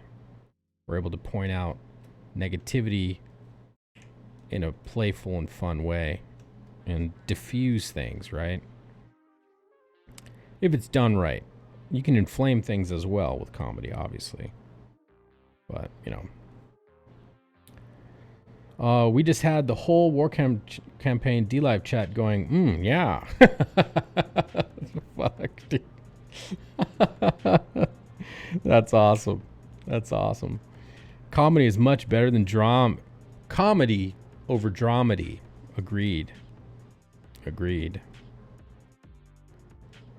Agree with you wholeheartedly there. Sometimes drama is necessary, when people disagree, you need to work some shit out. And that's what Liam Gray's show's for. My brother Liam, his show's for that. Live with Liam. Get on there, have a beef that you need to work out with somebody, confront someone on something, get on there live with Liam and square that shit away. And that's the thing. A lot of people like to bitch. Not everybody likes to actually show up and have a discussion about what they're bitching about. A lot of people are bitches. I just like to bitch. And then when it's time to work it out, they don't want to work it out because, they're having more fun bitching about stuff or they're scared, one of the two. Or they're scared. They don't really know how to handle a debate where someone's going to levy criticism on them or attack their arguments. Some people don't know how to handle that kind of shit, so they chicken out. So, somebody needs to get the kumquat tree owner on. Oh, brother. Oof. Big oof, right? Big oof. The level of self-aware of that moment, like, oh, I'm here to steal some kumquats. Let's get some kumquats. I love tasty kumquats. That's enough for today. Okay, so all the language used there speaks of premeditation, of frequency, and a lack of self-awareness that those are someone else's. And then literally 10 seconds later, reading the chat, going, yeah, Napster. People just want to get things for free. Yeah, I think there are some people that just want to get things for free. He literally just stole a bunch of kumquats from a neighbor's tree. Oh, god damn it. Not paying my colorist for not paying for kumquats. It's kind of a not paying pattern, isn't it? Kind of a pattern. Everyone's life is complicated. Shit happens. Bad situations come and go. But the man is revealed by their actions. Their honesty and integrity is everything. So when you find someone who lacks those things, flee from them. Do not do business with them.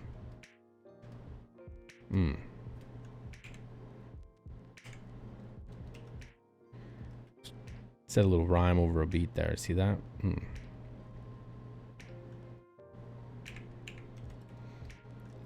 Yeah. Yeah. Always pay the colorist. Hell yeah. Well, especially someone who's a savant like Kyle. I still can't believe it. Yeah. Give me a fucking break. Seriously, right? Like, the amount of hubris it would take to take the guy who everyone in Comicsgate would consider as Ethan's colorist, right? It's pretty hard to argue that Kyle is not Ethan's colorist, right?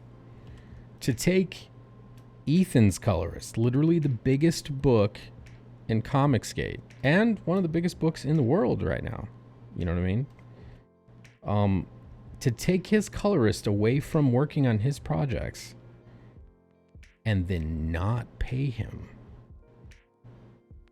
The level of hubris in that. It's like mind-blowing, dude. What did you think was going to happen? What did you think was going to happen? You thought, you honestly thought you were going to be able to take and have Kyle Ritter not work on Ethan's stuff because he's coloring something for you, and then not pay him, and then lie about it and say that Indiegogo's holding your money. Bro. Bro. Take one of, if not the highest profile colorist in CG and do him dirty is dumb. Hell yeah, Mitchell. Yes. Yes. Like, to think that we're not going to find out about that. And then add to that shitty message that he sent to him saying, dude, you told EVS that I can't pay you. You know what kind of dirt that guy has. You literally threw me under the bus. What were you thinking? Unbelievable. I think I got that almost verbatim. I think I got that verbatim. Pretty fucking close. Jesus Christ, bro. I mean, how much more until Mike catches an ass whooping? I mean, literally, how much more, brother? I mean, I'm not advocating violence, but god damn it, dude. You're asking to get your ass whooped, bro. You really are. You're conducting yourself like a piece of shit. You're stealing the labor of people. You're stealing the money of people because you've promised a product you're not going to deliver. You've mismanaged your entire existence in the indie space because of whatever reasons, your pride, I guess, I don't know. You think you're better than everybody else. I think he thinks he's fucking better than anybody else. You know what I mean? I think that's part of the problem. He's got a misshapen sense of himself. You know?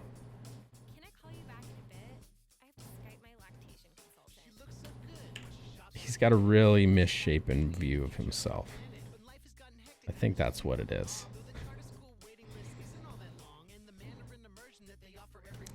All right. Let's see what we got here. I think that probably is the issue. You are misshapen. Hail, brother. I know. I'm fucking angular. I got all kinds of problems. Let's go with like 60% flow. Yeah, we'll chisel this back. Go like that.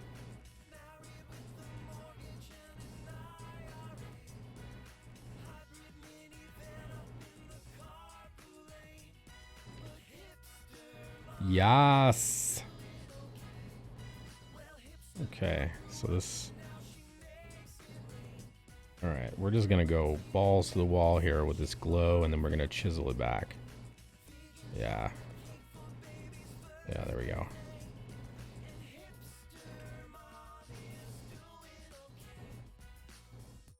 Did you hear Jessica had an elective epidural? It's like she doesn't even care about the health of her newborn. How basic. The fuck am I listening to? Okay. All right, so now we're gonna. I want this to be softer. I always find it harder to cover over other people's inks. Yeah, I'm getting used to it, man. I'm really getting used to it.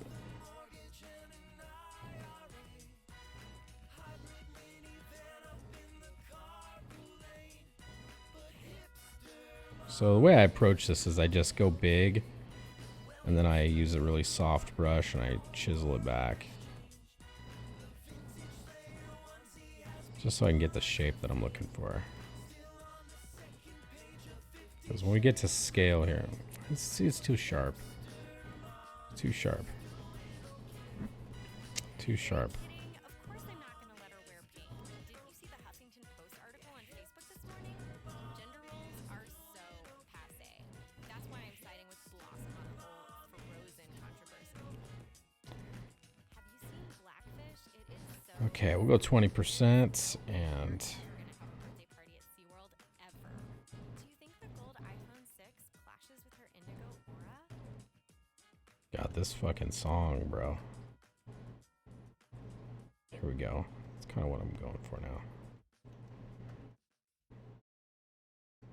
Yeah.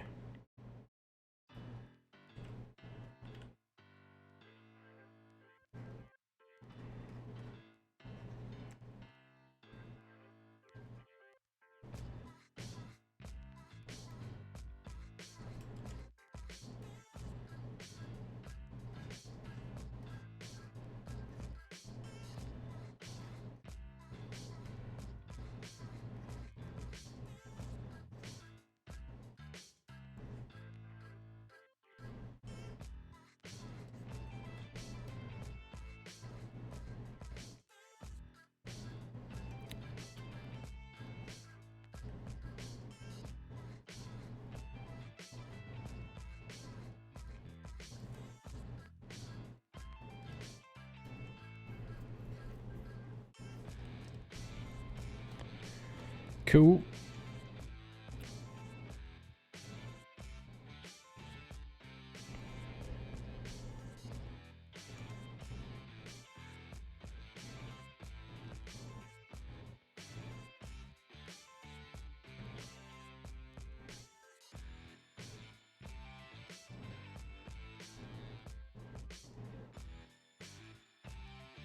I'm not really worrying about the the negatives or the high spots and all that. I'm just straight adding glow here. There's so many fucking gems on every page that I'm just like,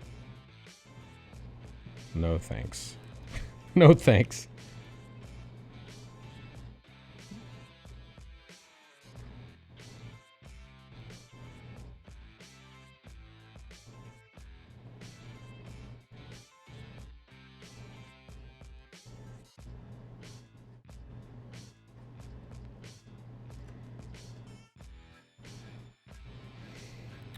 Now we're gonna go in here.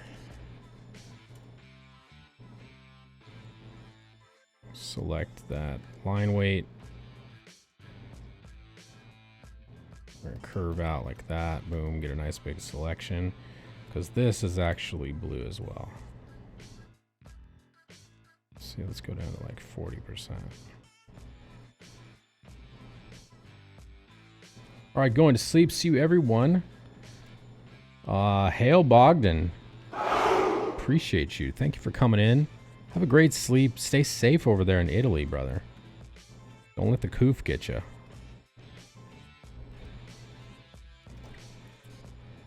Appreciate you.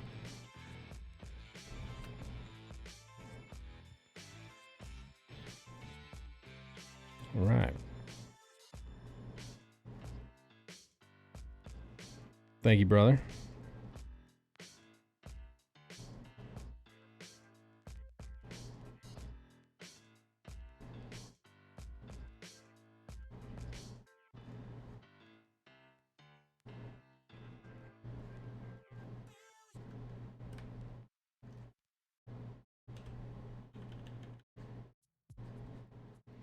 Let's take the glow down a little bit. Don't want it going out too far.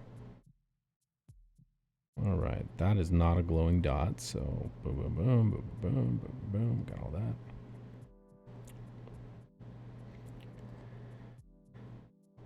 See, we get all these dots? Yes, yes, yes, yes. Hand, 3 dots there, 3 dots hand, 2, 2, middle, bottom, boom, boom, under that, yep. Yes, we did.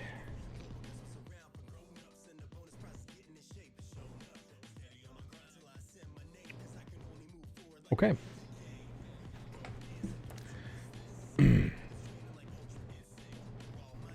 Got my Scottish tartan on. Douglas Klein. Douglas Klein represent. All right.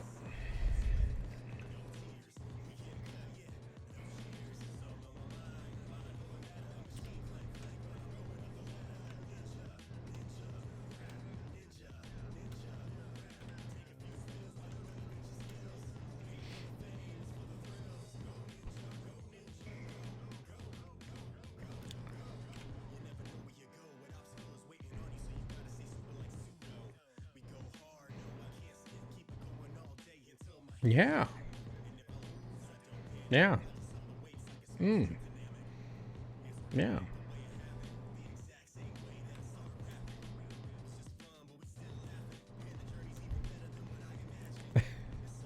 It's such a good meme, too. It's such a good meme.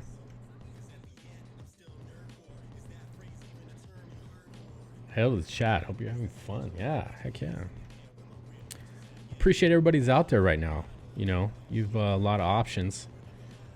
If you have me in a tab and you're watching other stuff, appreciate that as well. Lurkers, active chatters, anyone and everyone engaged in the stream at whatever level you are. Actively watching or just listening in the background. Like I said, I appreciate you. Because we want channel monetization. An eyeball's an eyeball. A sub's a sub. So, again, hats off. Cheers.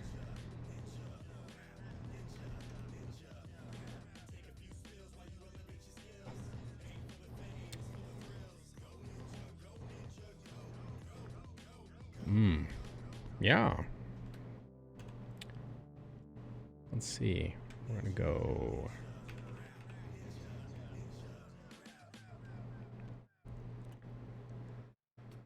Let's see, a little multiply. We're gonna set that at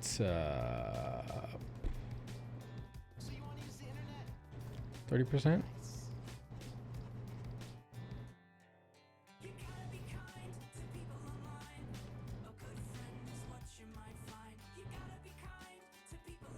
The fuck is this shit? Are we for real?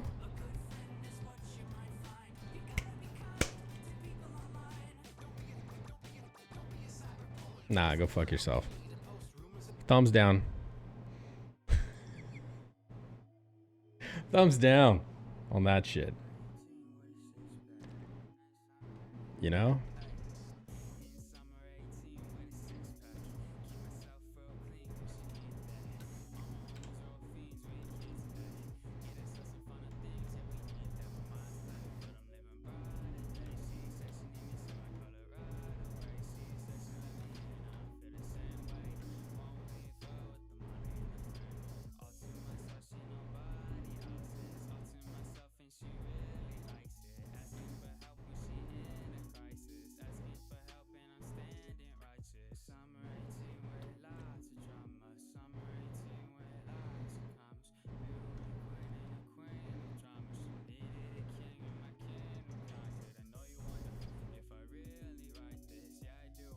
All right, let's see. I'm gonna go 50%.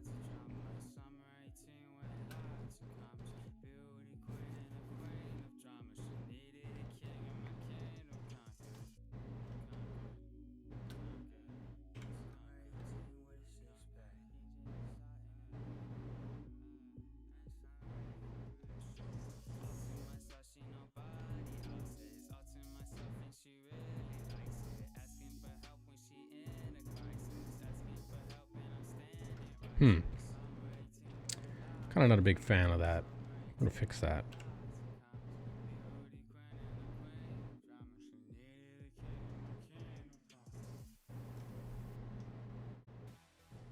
And now, a poem by Hans Mollman. I think that I shall never see. My cataracts are blinding me.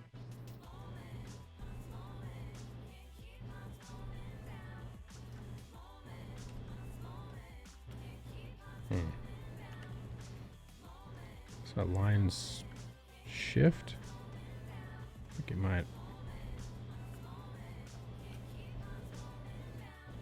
Hans Mollman is his name, aka Ralph Mills. He's a stone cold player. Arnie's was mad jealous when he dated Selma first. Plus he's only 31, drinking ruined his life. This is a sad story, son. Got a knife in his vein and a fire in his loins. The 80 movie star who took a football to the groin. Burns thought he was a leprechaun, drilled him in the head. Slept with Lars Ulbricht's grandmother, then chilled with her in bed. He's more metal than Metallica, though that's not so hard. Homer drove him off the cliff, so impatient in his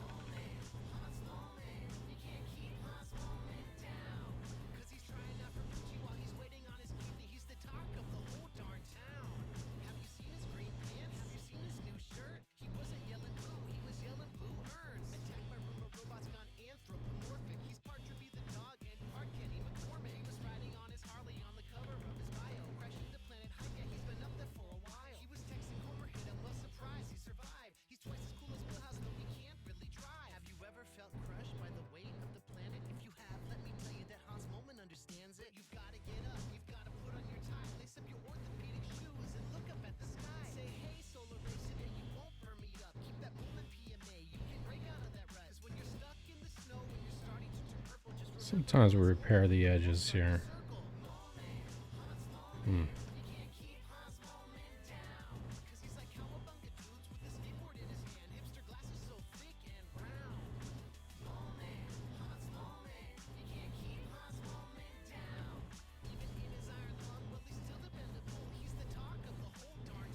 We'll fix those little bobbles.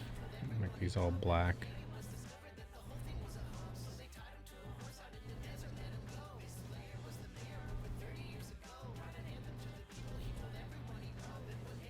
Okay.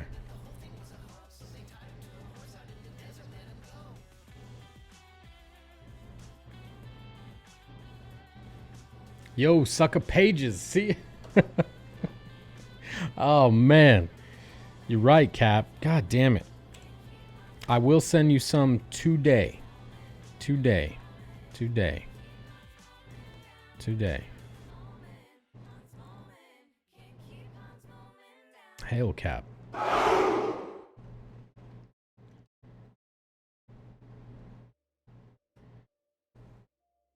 Let's see, no anti-alias there.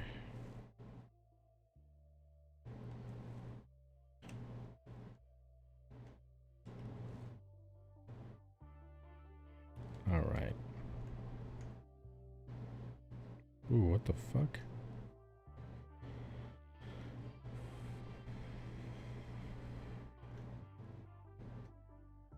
I guess I'll just lasso fill that. Actually, no.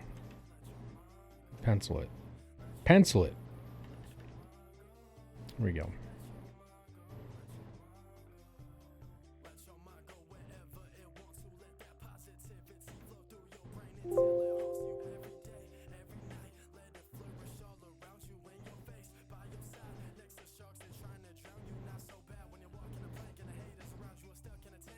Ooh.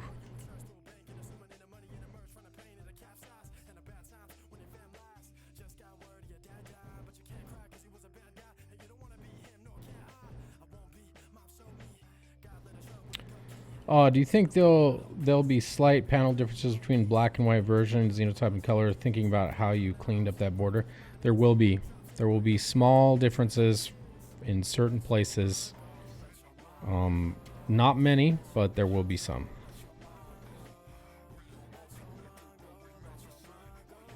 Because those things in black and white are fine. You know what I mean? They look perfectly fine in black and white, but, you know, in color they show so much. They stick out, you know? I mean, when you look at these things in black and white, the contrast is only one tone. 6 tons of dirt. Right. So, but whenever you switch to color, you start adding color, then all of those little anomalies, they jump out at you. You know what I mean? So I go back in and repair, you know, you just clean up edges and stuff from time to time. But again, not a lot. Not enough to where it, you know, would affect any continuity or something. But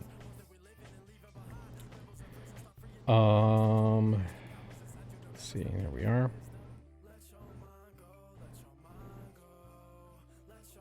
Sample that color like that. Hail, Chuck. Hail, brother.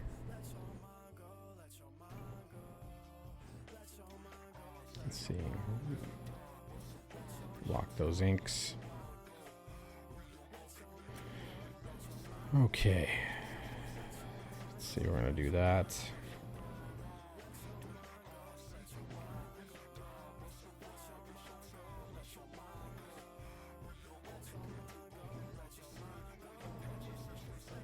Do like that.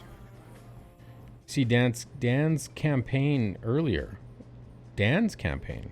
Dan the Milkman?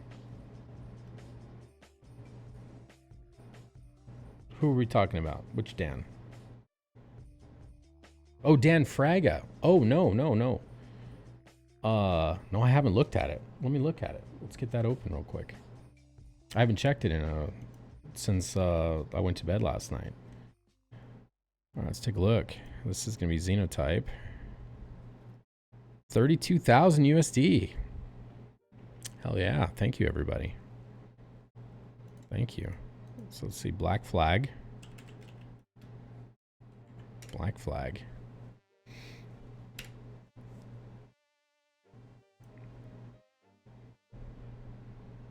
Oh, 63K. 730 backers. Fuck yeah, dude. Congrats. Congrats, Dan Fraga. Fuck yeah.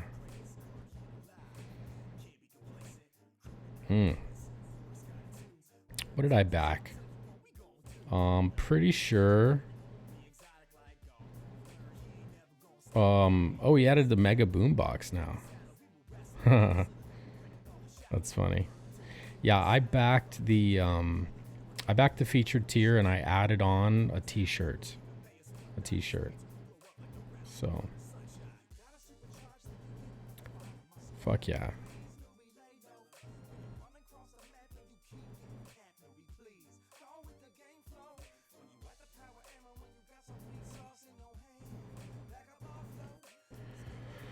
Yeah, so you can get it without a book if you want. Yeah, that's cool. That's cool. Mega Boombox. Mega Box. That's fucking awesome. Fraga's on point with the add-ons. Hell yeah. Hell yeah.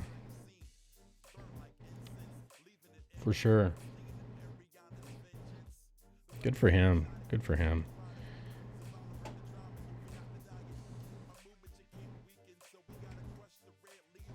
All right. Is a war campaign stream going on? I haven't been over there. I wasn't gonna stream today, and I just got a wild hair, and I'm like, you know what? We did our show this morning. We did our Beyond the Gate show, and I needed to get some coloring done, and I was gonna do it offline, and I just said, you know what? I'm gonna turn on the stream.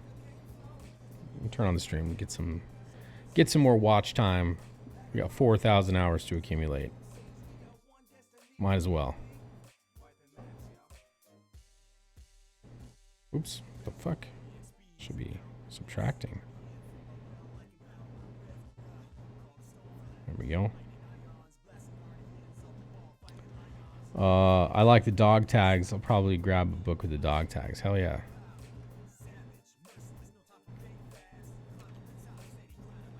Ooh. There we go.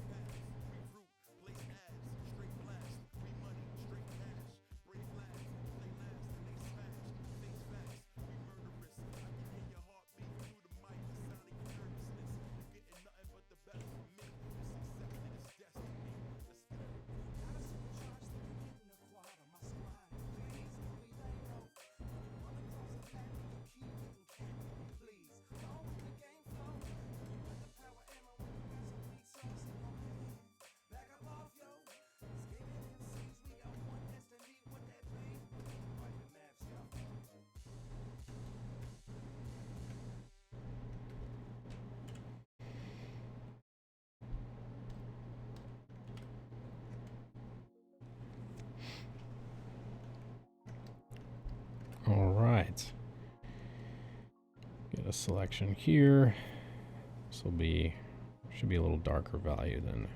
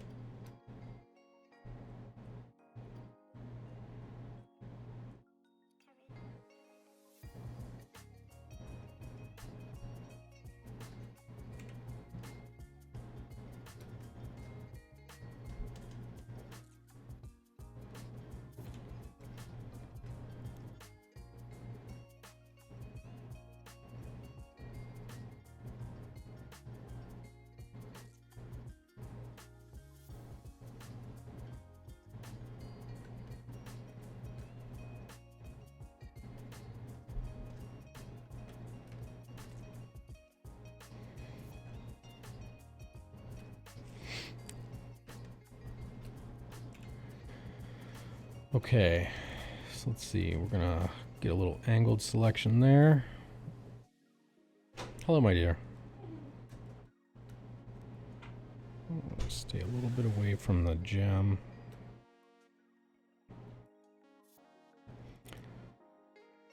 You found your very first sporin earlier.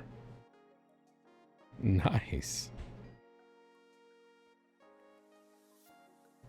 And me balls. Your wee ball bag.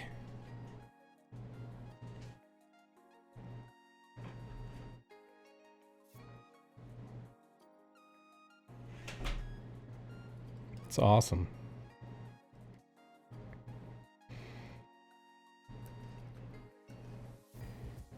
Yeah, my sporin has it's black leather with rabbit fur, rabbit hide, rabbit fur, whatever.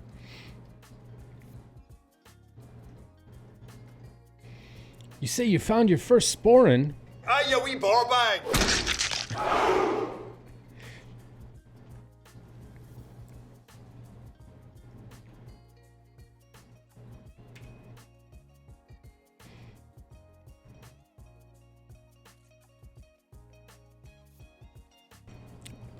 Need to check with my old man.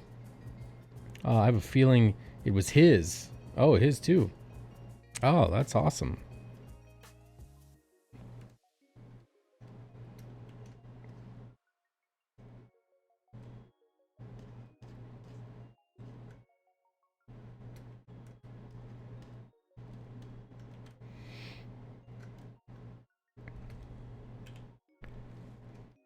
Okay.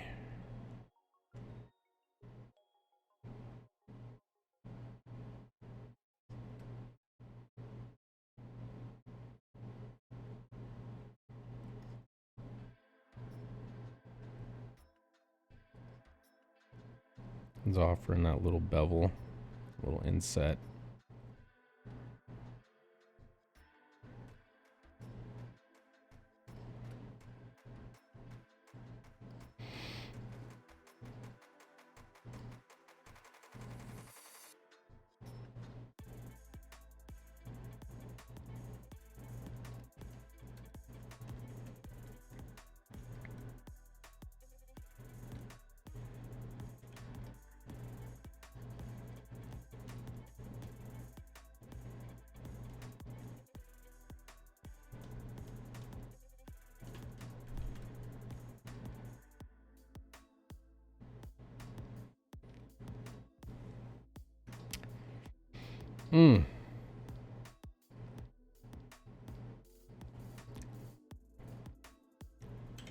When you take anti-alias off, motherfucker. I need to blur some of these selections. All right.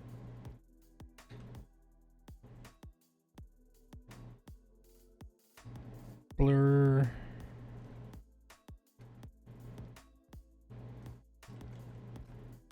Oh, there. This page looks familiar. Heck yeah.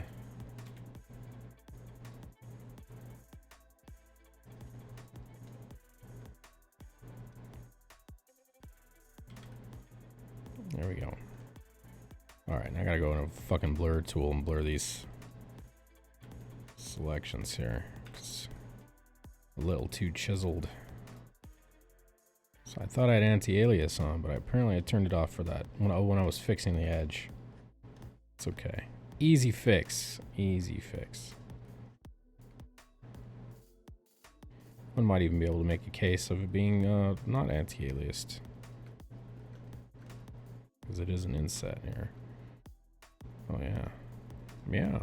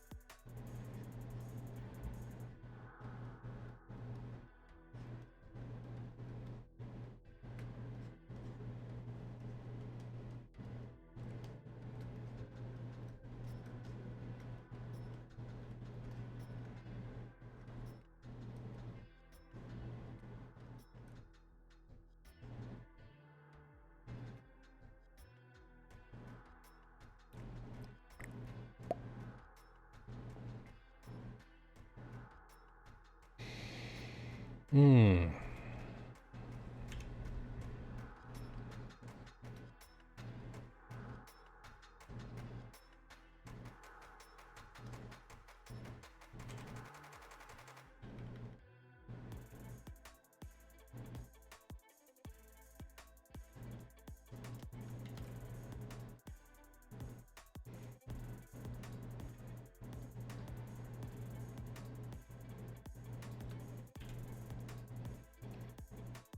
All right, I'm gonna grab the top end here. Just gonna groove it.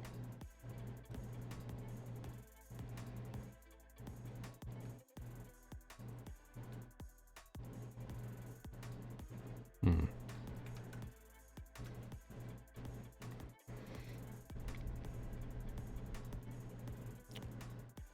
Normally I would add a shadow there, but the rendering is showing me something different. Raising layer modifier when layering the colors? No. Well, what I'm doing is I've got an exact copy of the flats right here, right? And the layer transparency is locked, so I can't paint outside of it. So we can't paint outside of any pixels that are transparent. We can't paint out of it. So those transparency lock. And now what I'm doing is I'm making selections.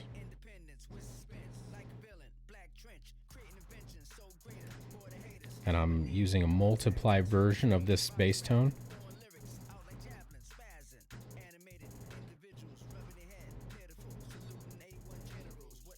So I'll be using a brush with multiply mode of the same base color. Like this is a sample of that base color. And now I'm going to grow that selection.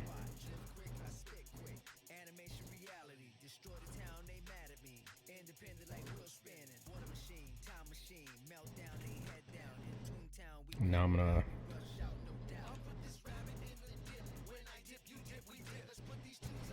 gotta think about this real quick. Yeah, so I'm gonna go up like this. Like that.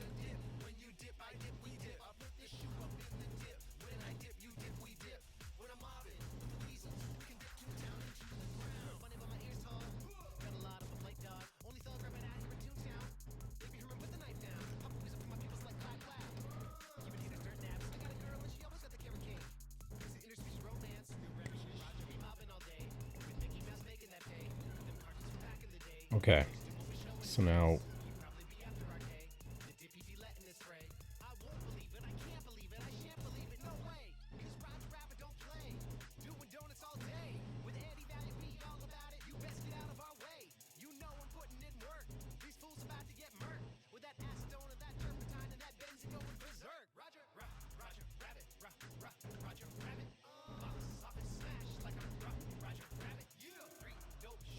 okay. So now I'm going to cut inside here.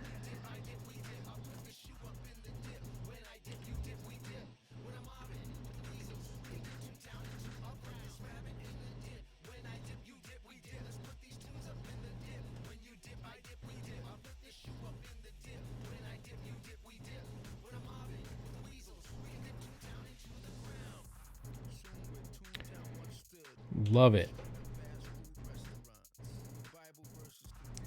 Every now and then, coloring on a PC sucks asshole. 121.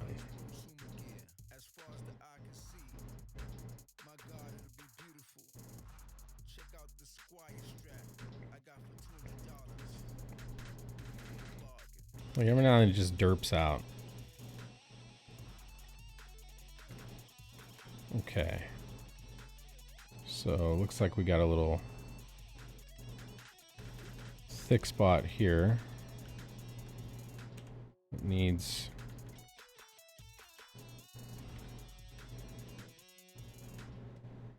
more tone. We're gonna add this in.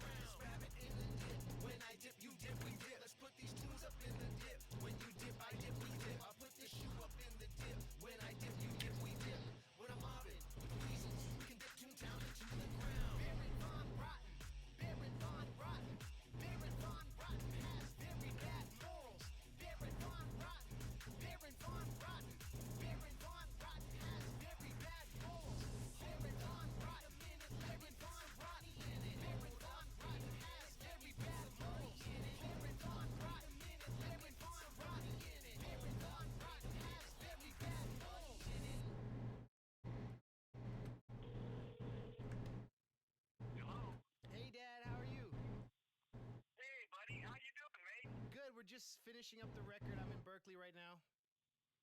Oh, that's cool. How's the record going? It is good. I'm really happy with it. And, you know, I've been listening to a lot of E40 to get in the zone. What did you think of his new album?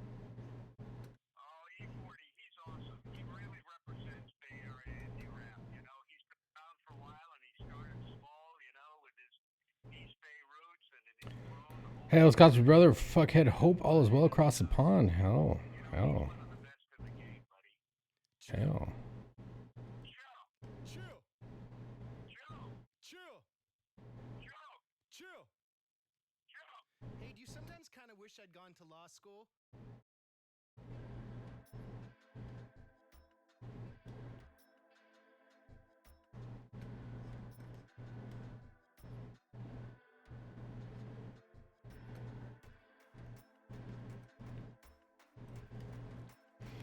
Boom, that's the clearest explanation so far. I think I just leveled up.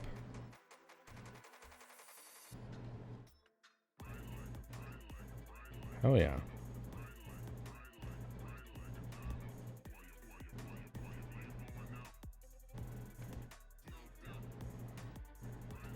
I love hearing when Cap levels up.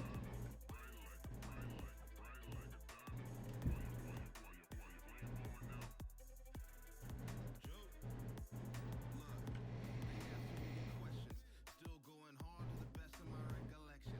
The man in the mirror, please peep the reflection. Love-hate relationship still leaves me guessing. But I got no doubt, like Gwen Stefani, looking 40 exchange like my name's Armani. I refuse to let the industry rob me. So you can get rammed or you can dodge me. Get it? Winning is my hobby. Chicks in the lobby, rent the whole floor, throw a big ass party. Probably do something ungodly, but there's no doubt I am here to turn it out. Shining bright like a diamond when your flames blowing out. Now I'm spazzing like Nick Cannon, wilding out. See, I walk what I talk. What are you talking about? I don't think that is clear. You should figure it out.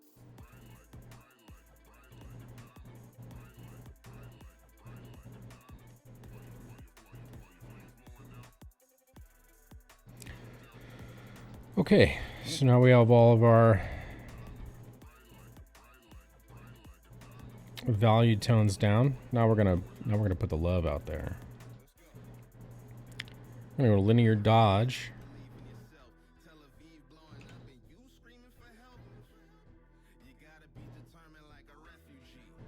You gotta be official like a referee. I wish you would try and step to me. I turn into the Hulk and do so incredibly.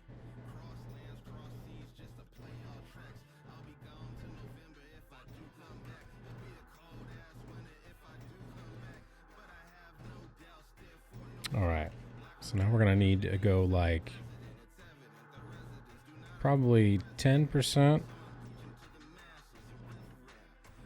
No, let's go 20. Leo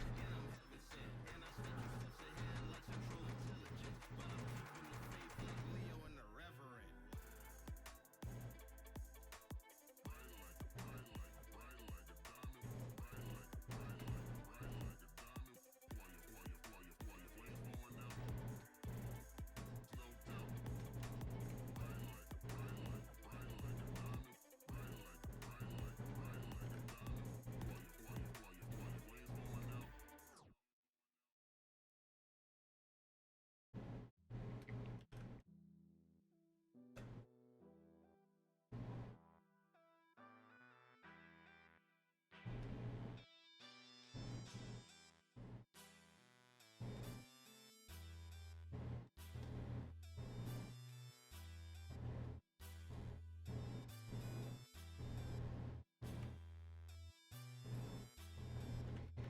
I'll get the underside of that a little bit.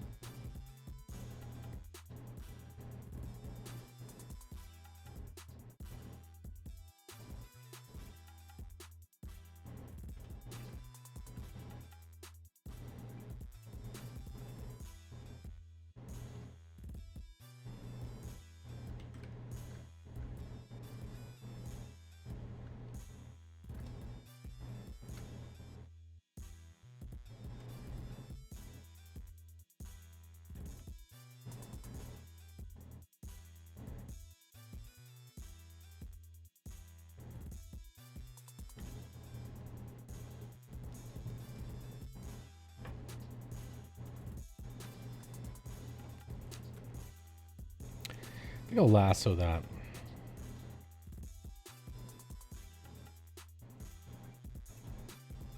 Just gonna cut across that bevel, but we'll just lasso it.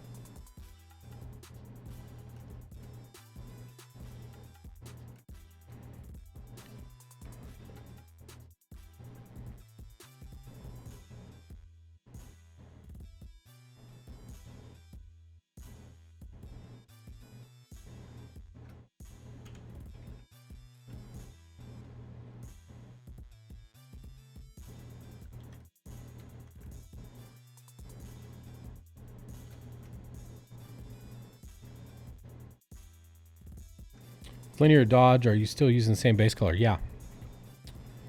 Yeah. Well, actually, no, that was actually, usually I do. I should have been.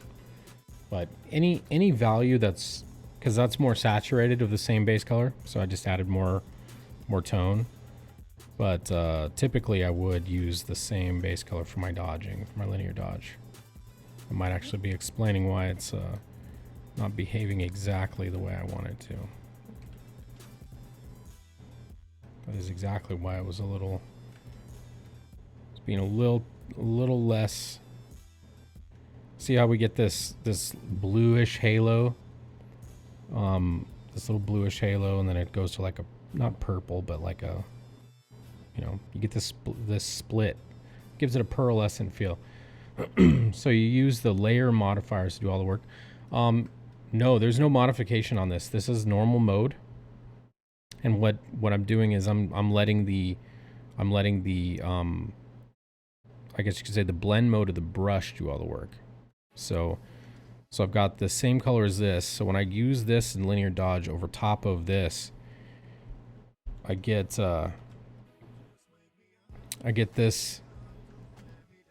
It dodges out into, the first hit is like a lighter value of the same color, then a bluish tone, then a purplish bluish tone, then a glowing white tone. So, you know, there's a little bit of green in there, you know, a little bit of purple, you know, a little bit of different shades of blue. So the linear dodge creates this pearlescent split that I'm looking for. Because Esper's suit is it's got like a pearlescent shine to it.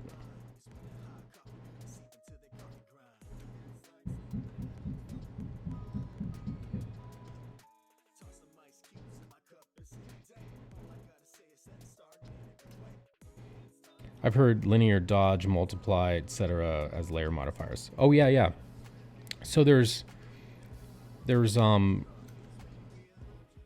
so it's a blend mode, right? So we're over here, I could set this to linear dodge, and then it would, anything below it would dodge into any layer below it.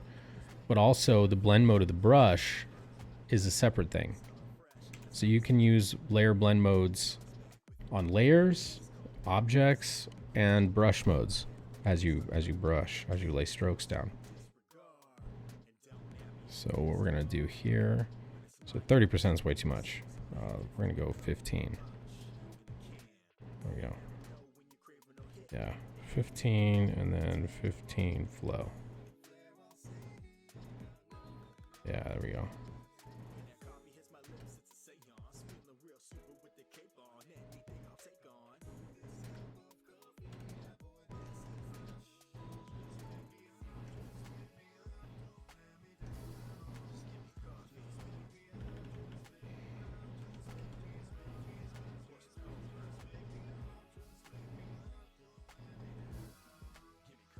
See how bright that looks?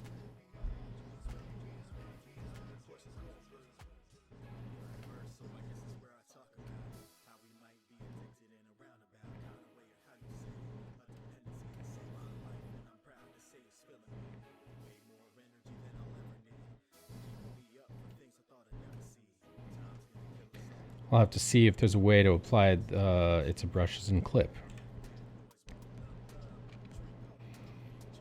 Yeah, it should just be brush blend modes.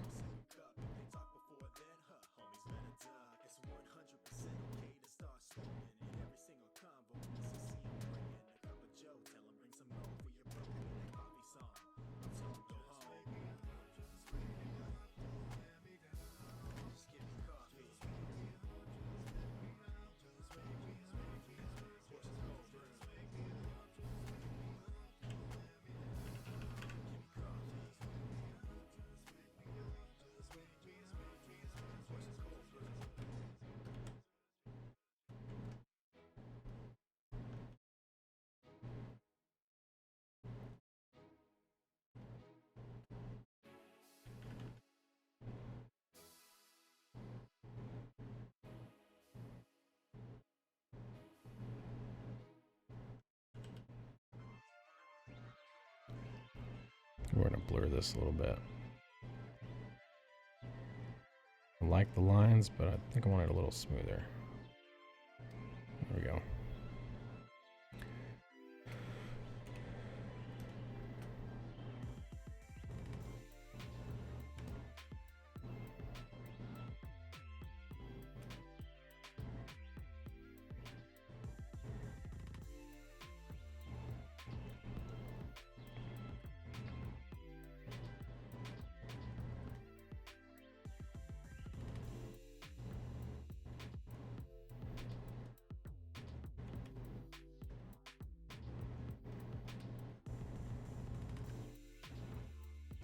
Done and boom, mind blown. Whole lot of new shit to play with. Hell yeah.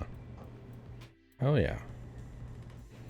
And linear dodge is the key to Chrome as well. I don't know if you heard me mention that or not.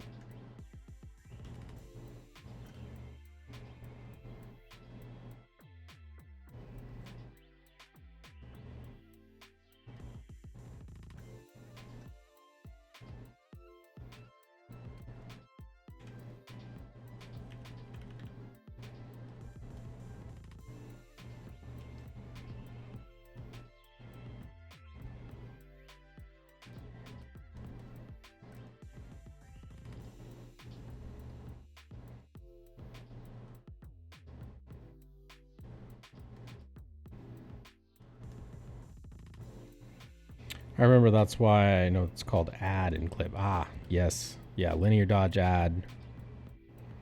It's also called add in Procreate.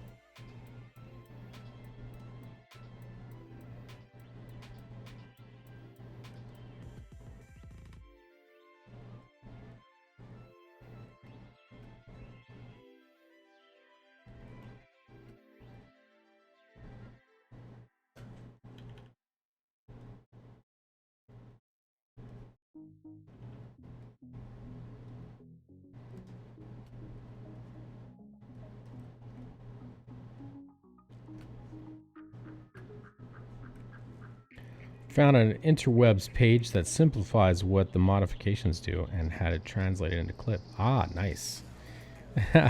Nice.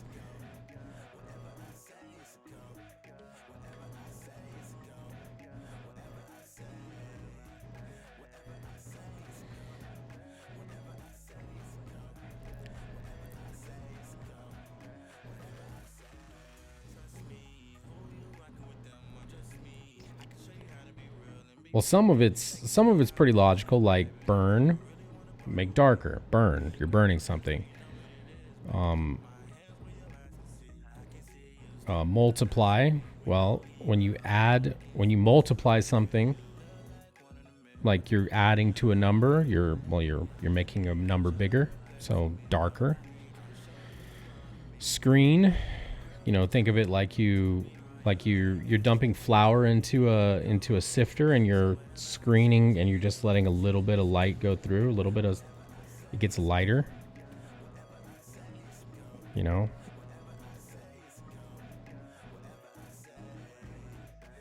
Dodge, like if you were to throw a bunch of balls at somebody, some of the balls hit them, they dodge some of them, so less things hitting through.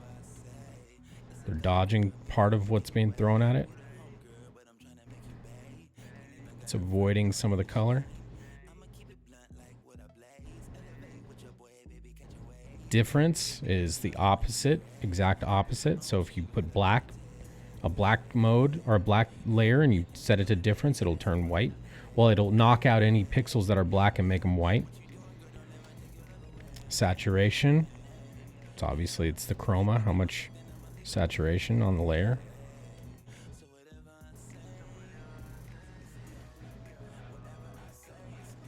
So I hadn't worked out how to use them until now. Ah. Oh, well, shit. As the song goes in the movie Aladdin, it's a whole new world for Cap to explore and color with.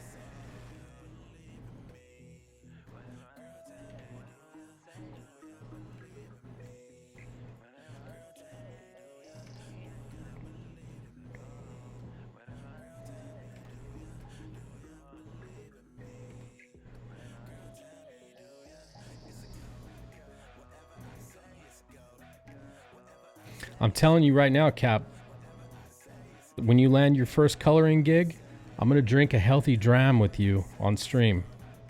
You let me know when that happens. When you land your first coloring gig, we're going to drink some whiskey together. That is a promise.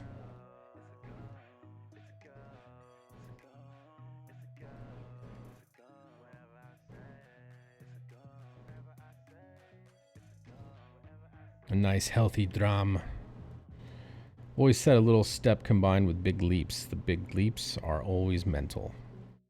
Yeah, a lot of it comes with just confidence. You know what I mean?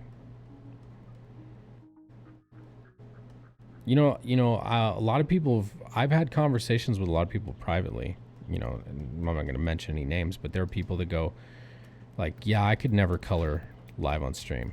I couldn't do it.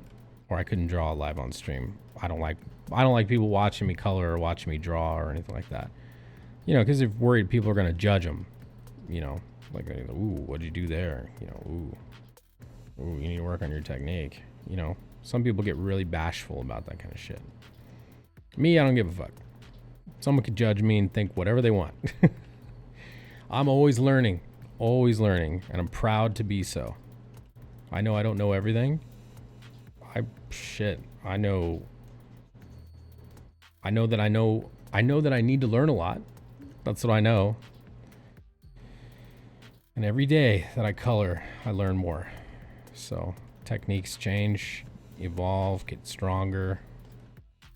So whether I get a coloring job, we are getting smashed live. Hell yeah. Hell yeah.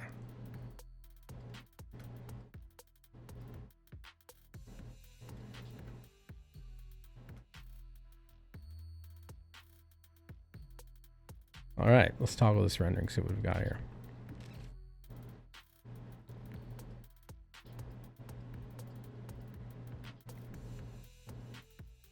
Does what it do. Yeah.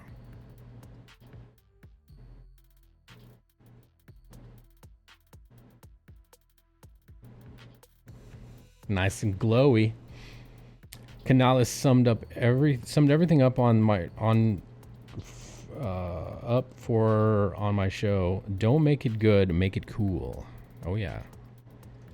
Oh yeah.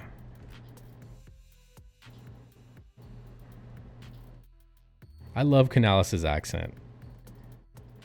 It's so good. He's such a good dude. I like Canales a lot. Mr. Canales.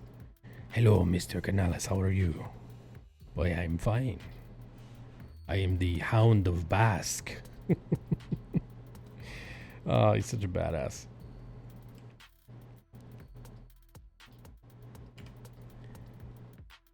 All right, we're going to get a different brush here. Where the fuck is it at? Right there. Boom, that brush. And we shall get a sample of that right there. Yeah.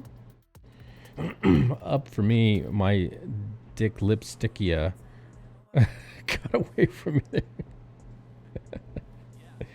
Fair enough. Multiply. Am I got a selection going or something? What the fuck? No. Oh, we're 10%.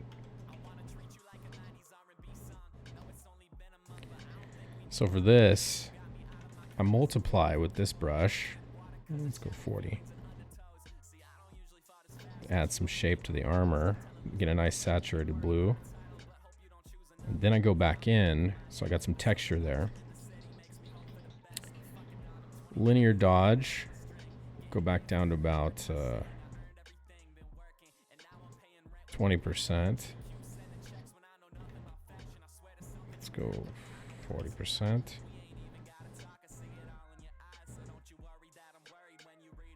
Add that highlight back in.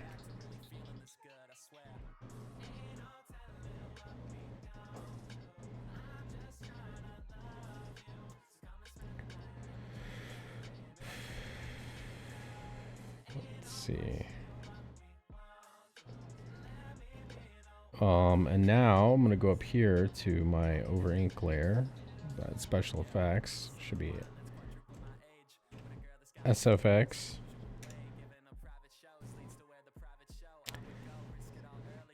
And let's set this at 10%. Yeah.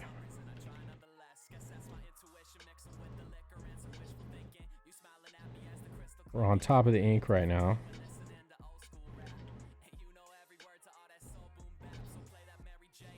Add a little. Let's see. Deltoid. Yeah. So it should be a little rim light right here.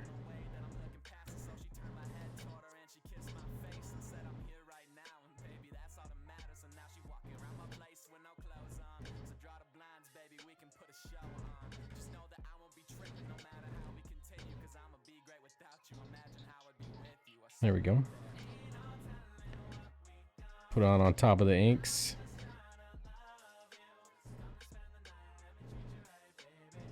Cool. Let's merge these together.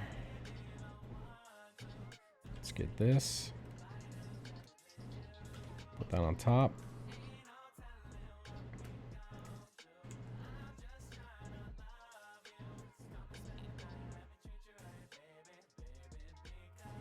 Okay, soft round again.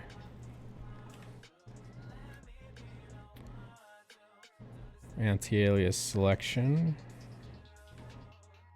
So this is the underside of the nose.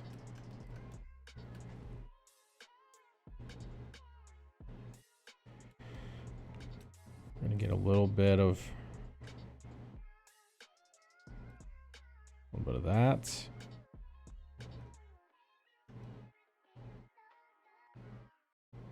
And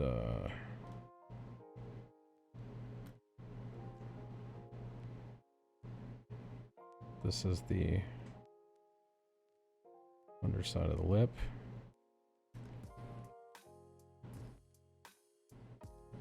We're just gonna get base shadows going here. Okay. Here.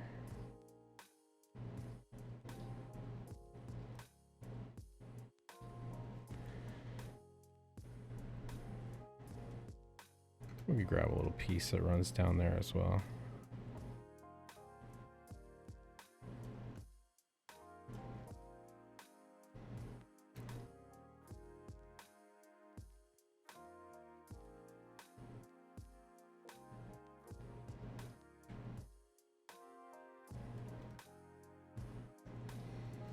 Motherfucker. You love when that happens.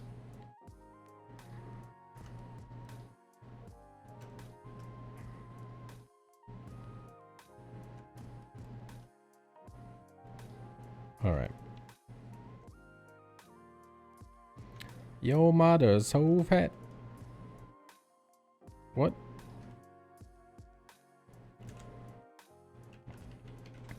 All right, so we need to be multiply. We're gonna go 50%.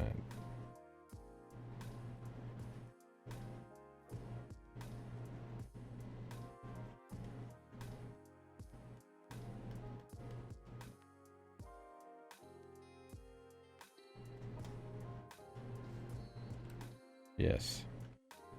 And we're going to add to this selection. Add a little bit of that. Add some of this.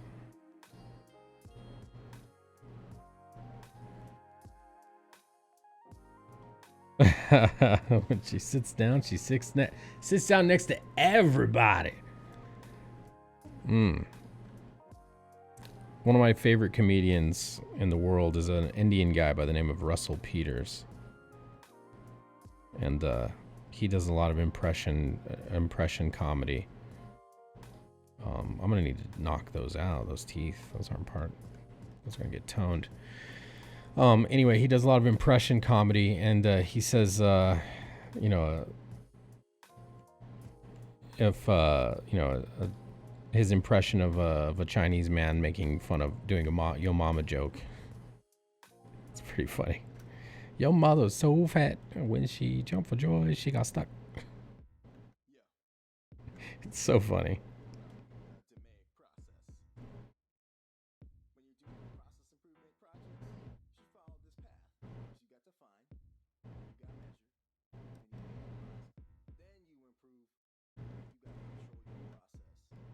I'm stealing that. I'm gonna go down a little bit further.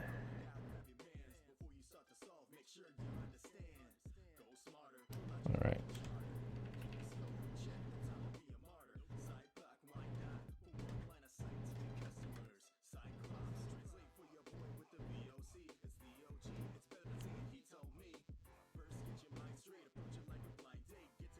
Always like when she cuts herself, she bleeds gravy. That's right. I heard that one before too. That's great.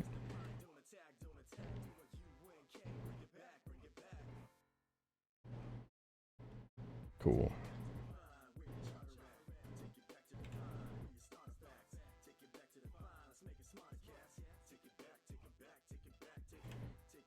All right. Let's get ourselves linear dodge. And we're going to go down to like 20. 20 is too much. Linear dodge, man, is so powerful. It's got such...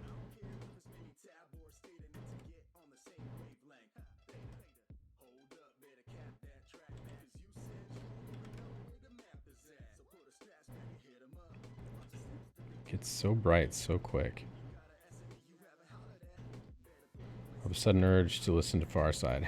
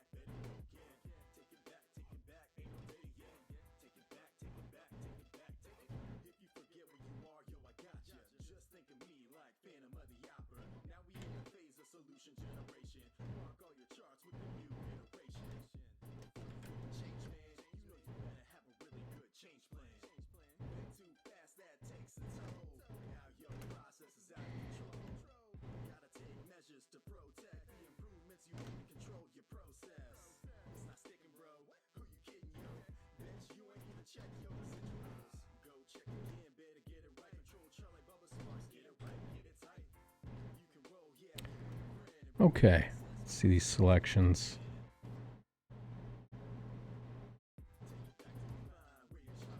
Can dig that. Can dig it.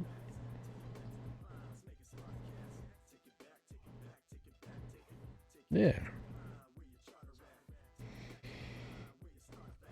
Might blend some of this a little tiny bit.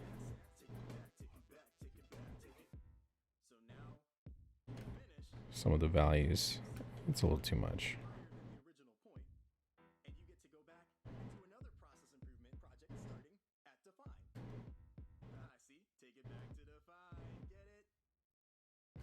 Yeah.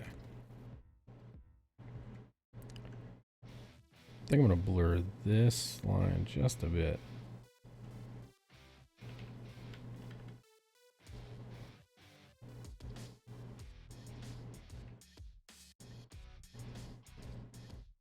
Just that part. Yeah.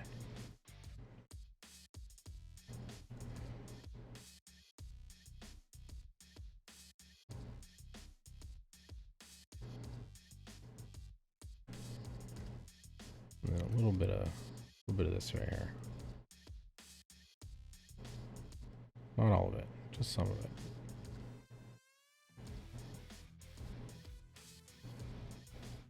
Boy said, keep your brush smaller in selections. Finally, that is clicked as to why. Yeah. Heck yeah. Yeah, because you know when you're stacking these gradients, you want a mix of hard edges and soft edges. You don't want the shape to be fully defined. You know, you want part of it to be soft, part of it be hard. You get a little bit of a blending, but you know, a little bit of stepping, but you know, that blend is nice and smooth in places. Hard and soft, smooth and, you know, chiseled and soft. Well, that's my technique. Everyone else is free to do their own thing. That's just, you know, what I like to do. That's how I like to go about it. Let's see.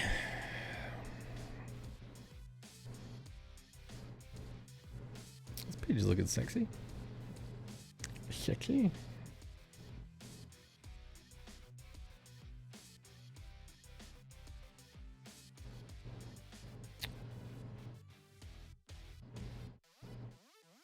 I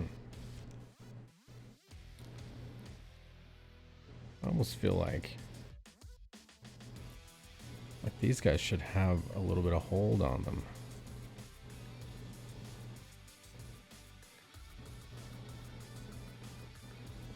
Let's see how that would look. Let's see.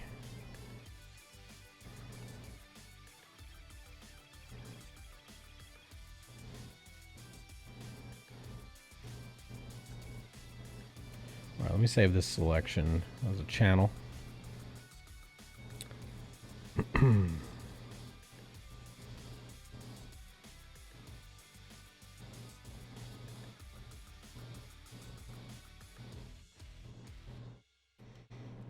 Okay, select inverse.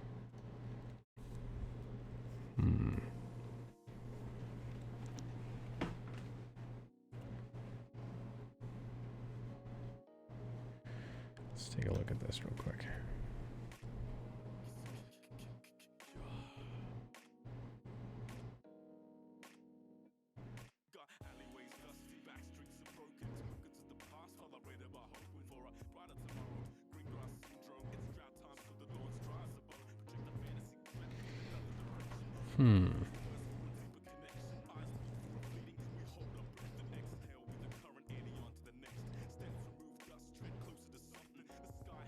I kind of want to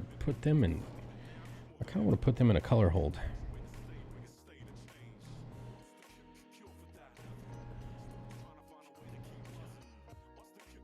All right, so let's see.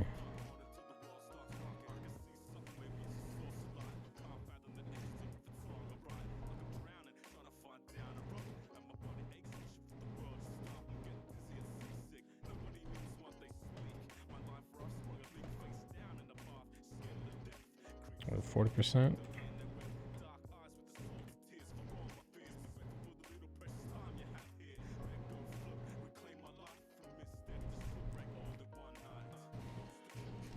Because it's a memory.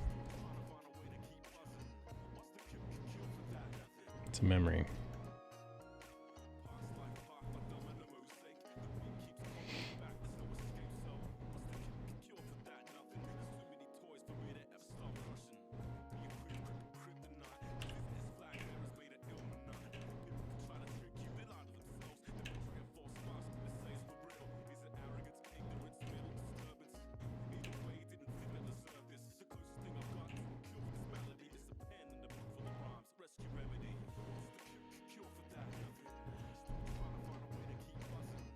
The fuck?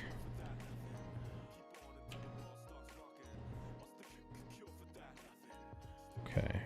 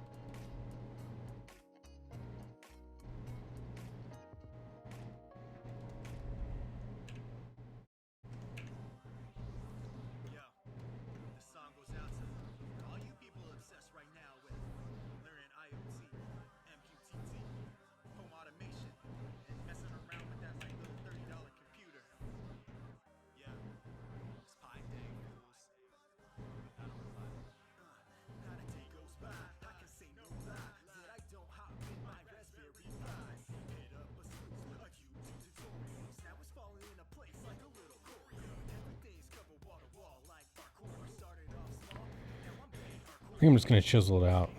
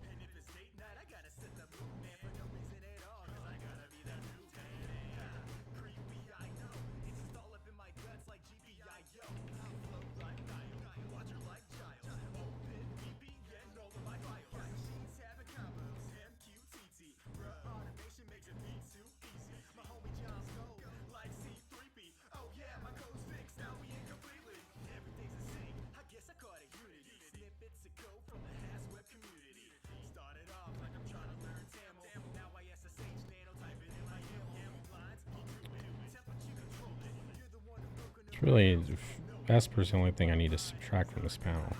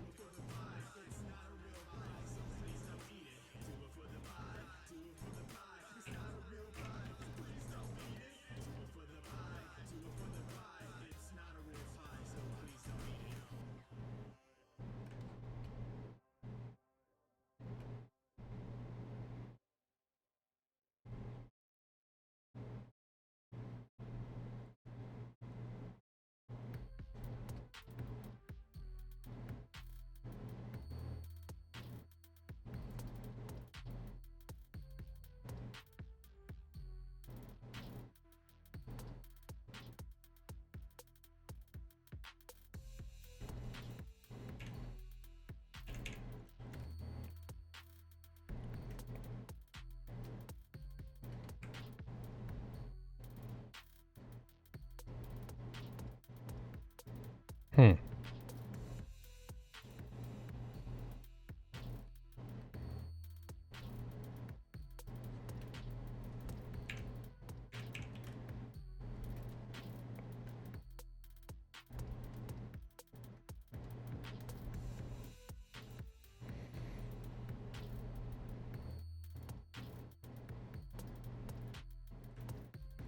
Yeah, since this is a memory sequence,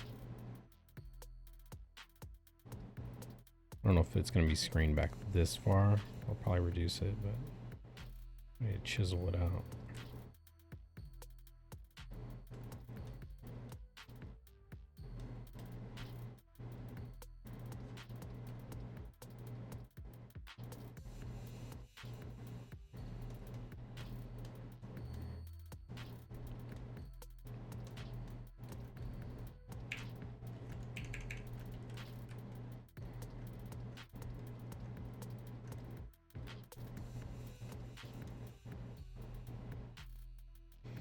Sent your DM, applying tonight's Brain Learns. Oh, hell yeah.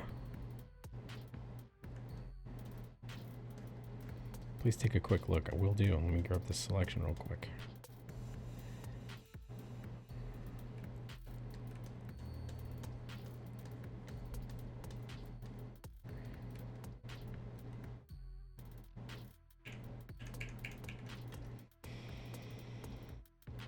Okay.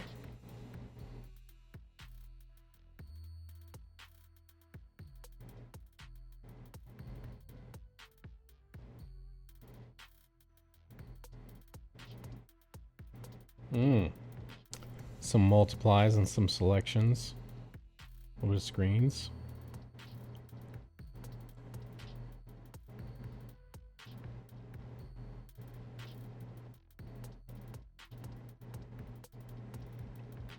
Yeah. Let's see how that application you can use that.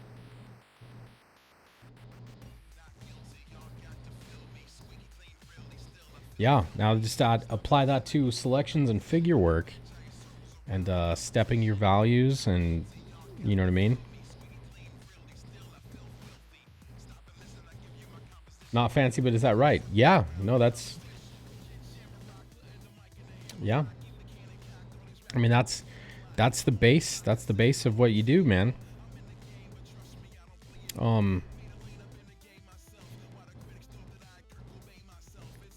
So like, it's like, for instance, let me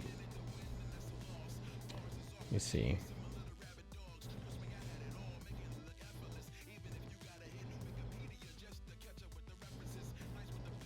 Total game changer, yeah.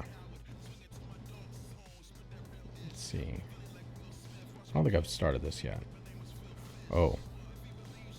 Oh, get ready for this, Cap. You've been asking for pages.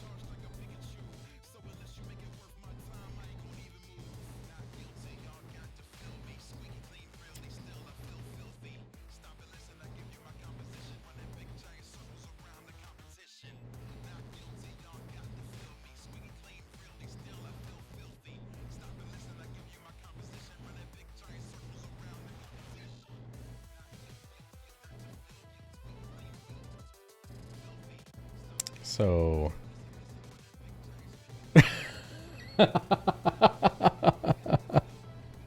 right? Another one I've got slated for you to flat is this one.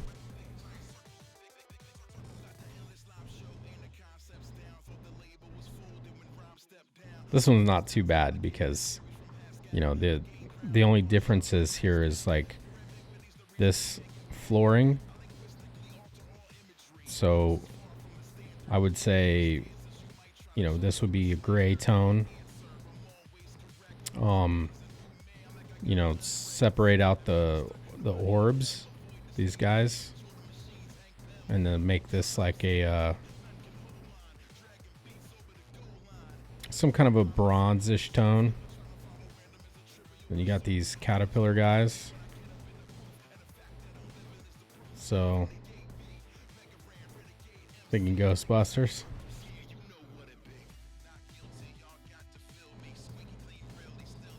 So yeah, so there's that.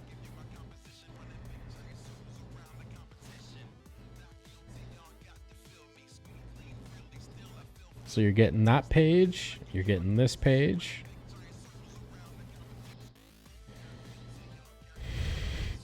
You've been asking. This page isn't so bad. This page is pretty good, actually. Pretty cool.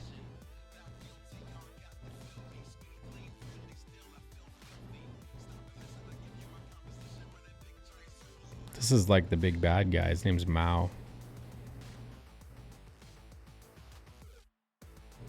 So.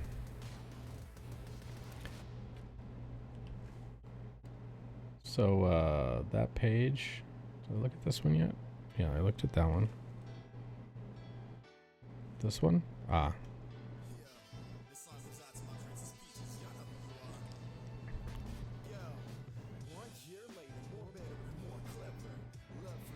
How much time does having a flatter save on pages like this? Mitchell, it saves hours and hours. Yeah. Let's say fuck it, just throw at me 10,000 hours and I get to say I worked on XENOTYPE. No, yeah. So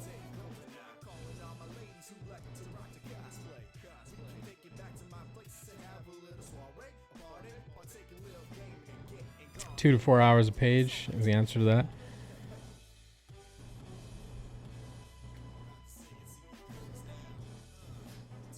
So there's that. This page. This page is gnarly. Poor fucking Axel, dude. He's ripped up. He's lucky to be alive, to be fair. Look at those fucking gashes, dude. Pain he's feeling.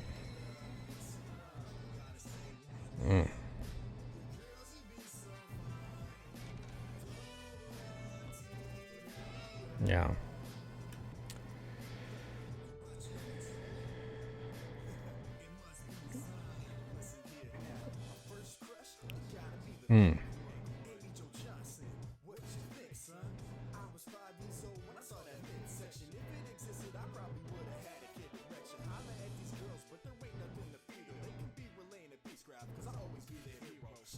So yeah. So that's what you got. That's what you got waiting for you, Cap. That's what you got coming in store for you. So sharpen your fucking pencil.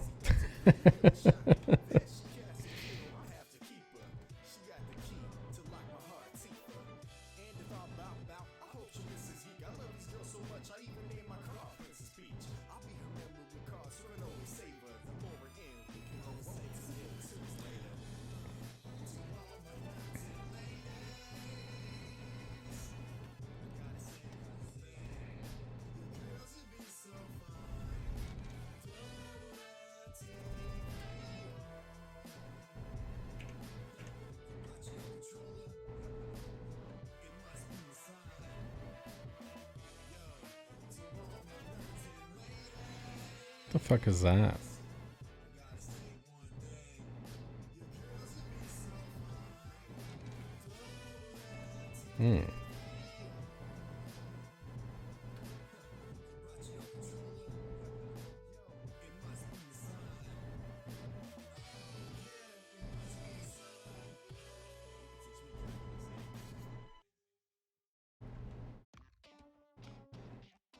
This is a song about a very minor character from Rick and Morty. Gangsta Flats. Here we go.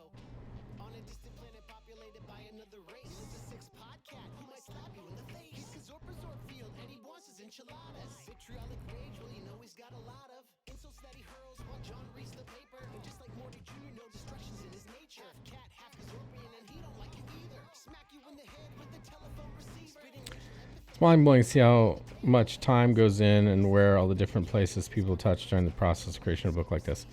Yeah. Yeah, agreed. Agreed.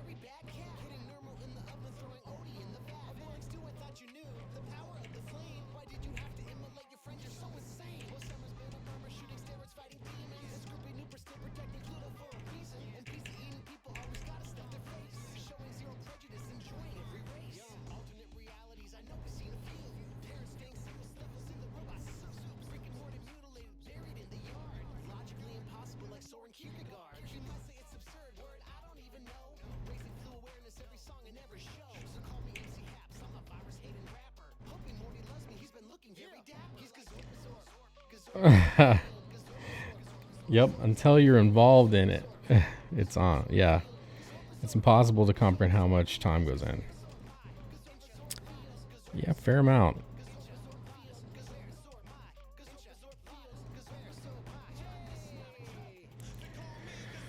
I mean, you can get a small portion of the amount of time I've spent on this book by looking at all of my saved videos in my channel, just, you know, looking at the durations.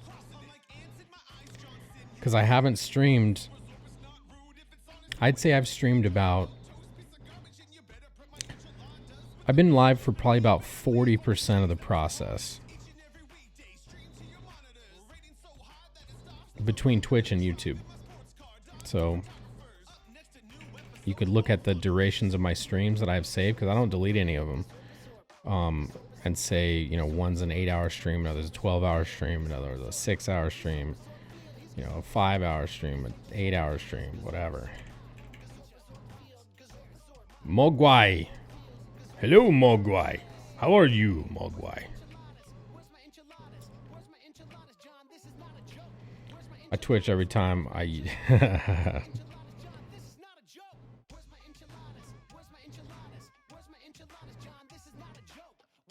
War campaign stream over, so it's time to hang out. Hail. Hail, brother. Welcome back.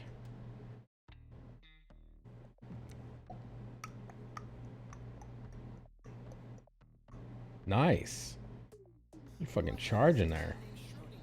Put cats inside a box. Someone please call PETA. That's quite unorthodox. Is the Heisenberg uncertainty all in effect? Zombie cats both alive and dead. Well, what did you expect? What did you expect? The binary, the waveform goes away. If you measure Okay, we turn that off. Let's see here.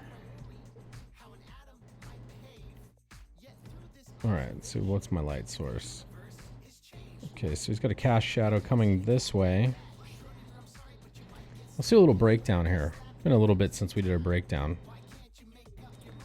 All right, we're gonna get our pencil. We'll get this ugly pink. Hail Zaid Comics. The Diaz brothers. The Magic Cops. Okay, so we're gonna do a breakdown here. So we know from this right here, that's a cast shadow. So light is coming from, if that's the case, light is coming from this direction because his head is casting that shadow. All right. Also, his face is in shadow. We got a little bit of shadow there. So we know the light is coming this way. All right, so what are we looking at here? So what I see here is there's an angled shape like this. The top of the deltoid meets the top of the pectoral major. Same here. There's a plane there. We've got a split in the pectoral major and pectoral minor, so you would have a different, this would be lighter than that. Hail, Edward. Hail, brother. All right, so pectoral minor,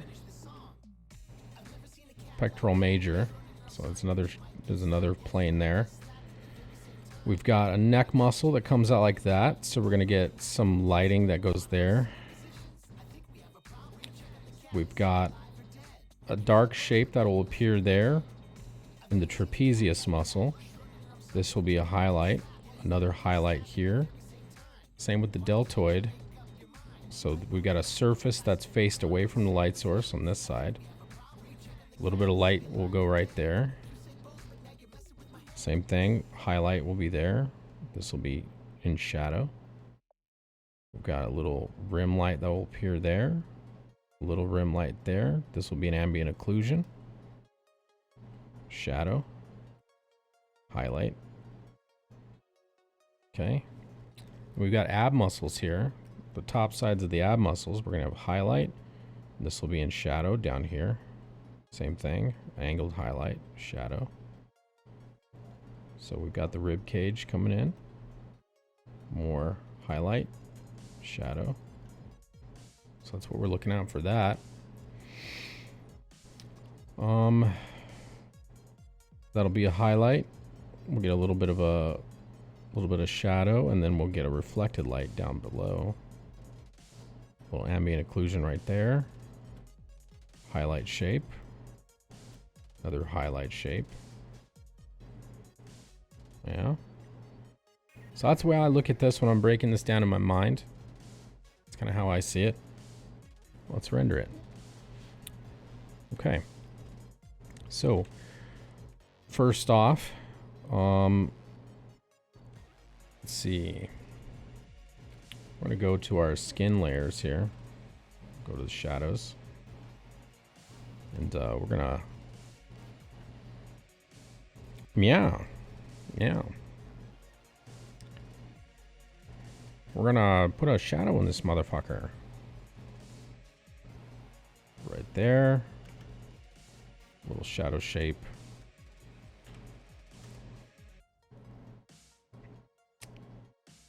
%. 100% seems heavy. Should it be 100%?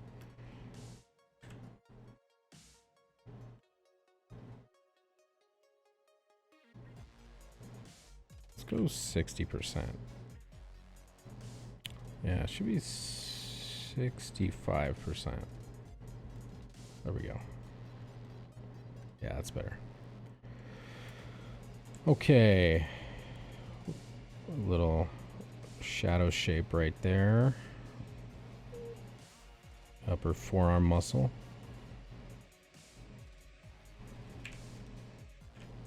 Okay. Fucking bat finger that.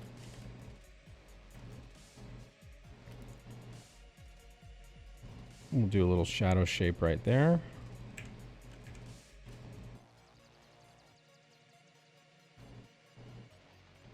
A little bit of a shadow shape. Cut that back out into the deltoid. All right. A little bit of a ambient occlusion. This song's fucking chaos, dude. Yeah.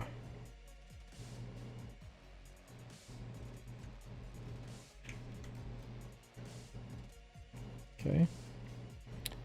And now, let's see. Got some indication of some shadow there, so we'll probably not chisel that out. We'll probably just brush that in. Make Liam rich. Hell yeah. Okay, so let's get in a little shadow shape there.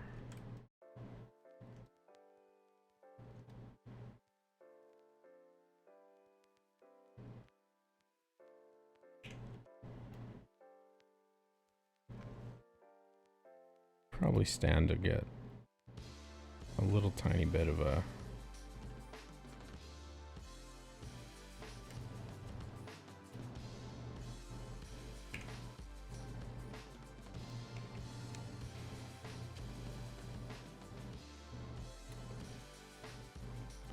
so we looked at a little bit of a shape there for the missing a piece. I don't want all that. Just want to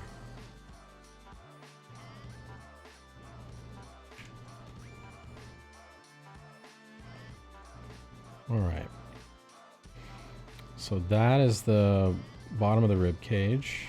So we're going to go ahead and put a little shadow shape, curve it around and do that. Why? Because we're cheeky AF. That's why. All right, we're gonna come up over here. Do the same thing here.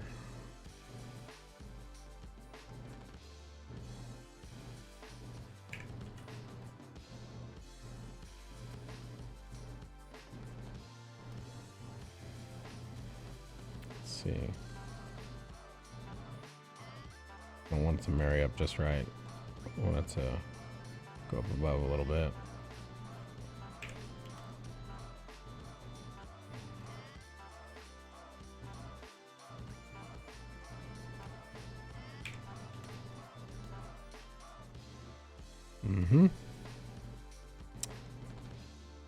You just realized you have a wrench cap? You've had a wrench for fucking months, brother.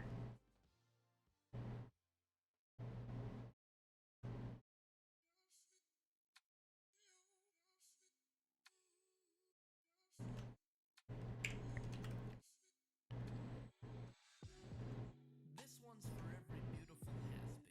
The loves of past, future, and my present, presented to me delicately pressed into a memory. I can feel the brush inside my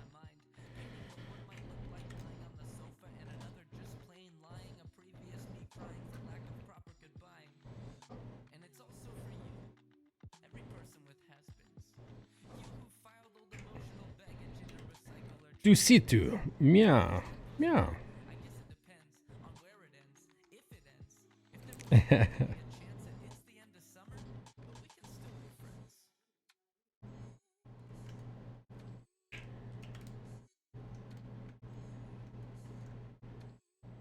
My mind is a bit of a museum. All right, so we're gonna grab a little shadow shape, right like that. Probably never will. They're not exactly painful, but still. I've tried so many times to pry the parchment down with We're just gonna my fingers, and that's when I see chisel this out, which is fine. the starts of tears, so I leave it. It's fitting for a haunted house to have art that's beautifully tragic. If Scooby-Doo and crew won't blow my mind, I'd like Do you do Sailor Kim cover? before they ever saw the ghoul behind the Sailor Kim cover. Hmm. brain synapses at the same synchronized methodical odd pace.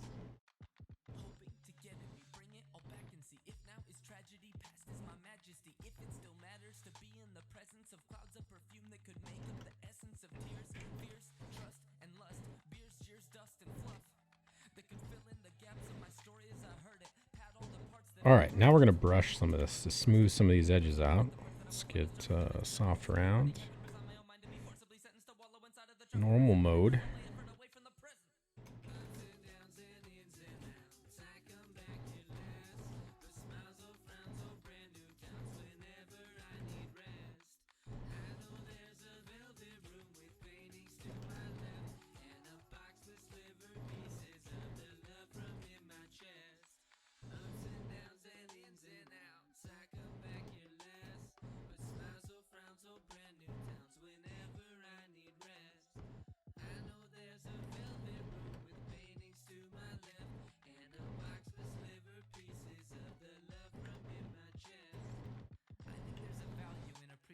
Without longing, fondly recalling what you did last summer without needing to check your Instagram.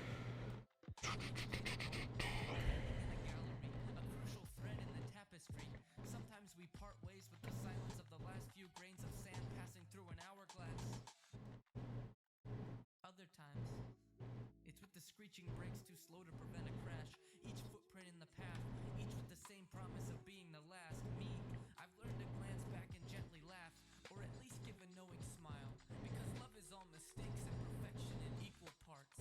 And if I've ever seen one, love is a work of art.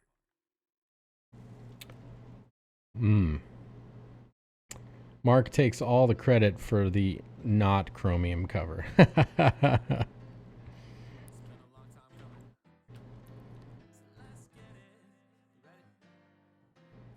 So I've been out here for a minute, got me grown out. Always moving around, feel like a stranger in my hometown. You ain't really about it unless you really been around it. I've been looking for my moment, now I think I finally found it. Oh yeah, well things ain't go according to plan. So now I show the world I've been trying to hide. Won't act like I ain't scared to leave, but this right here's my therapy. I went through the dark and now there's light in my eyes. I just changed the way I see it.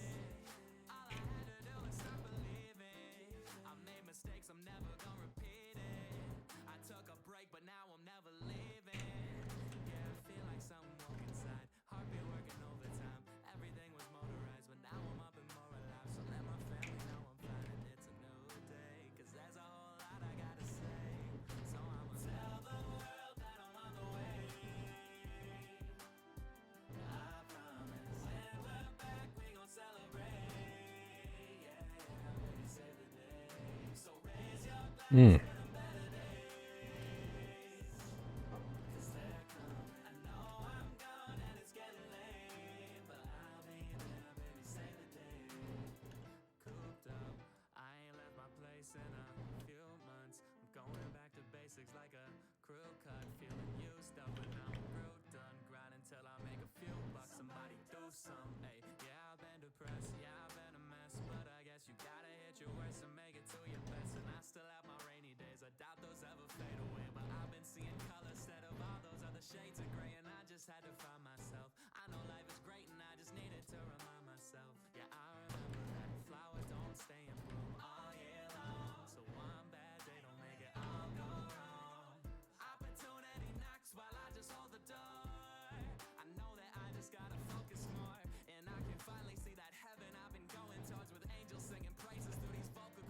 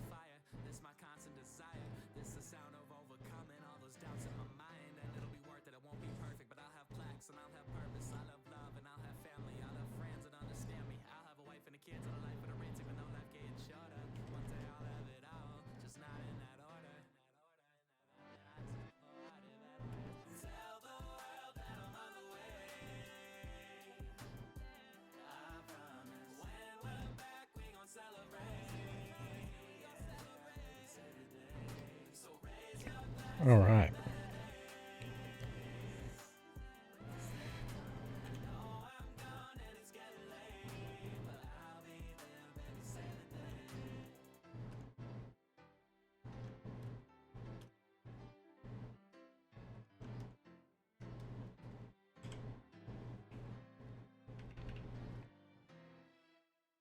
So we're at 20%.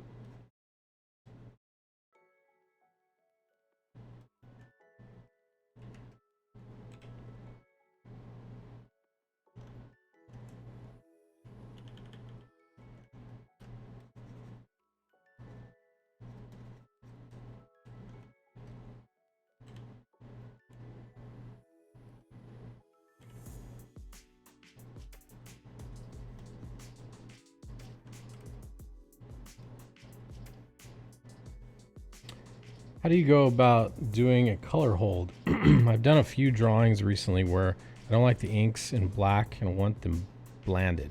So there's a couple different ways to do a color hold.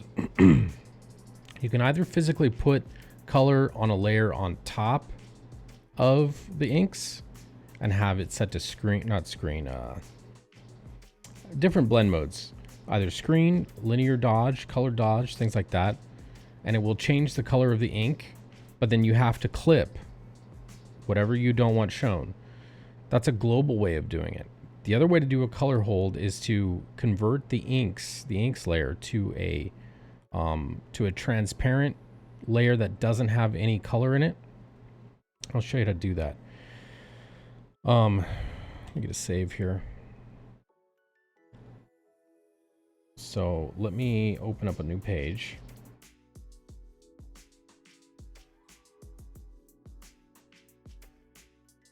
Let's see.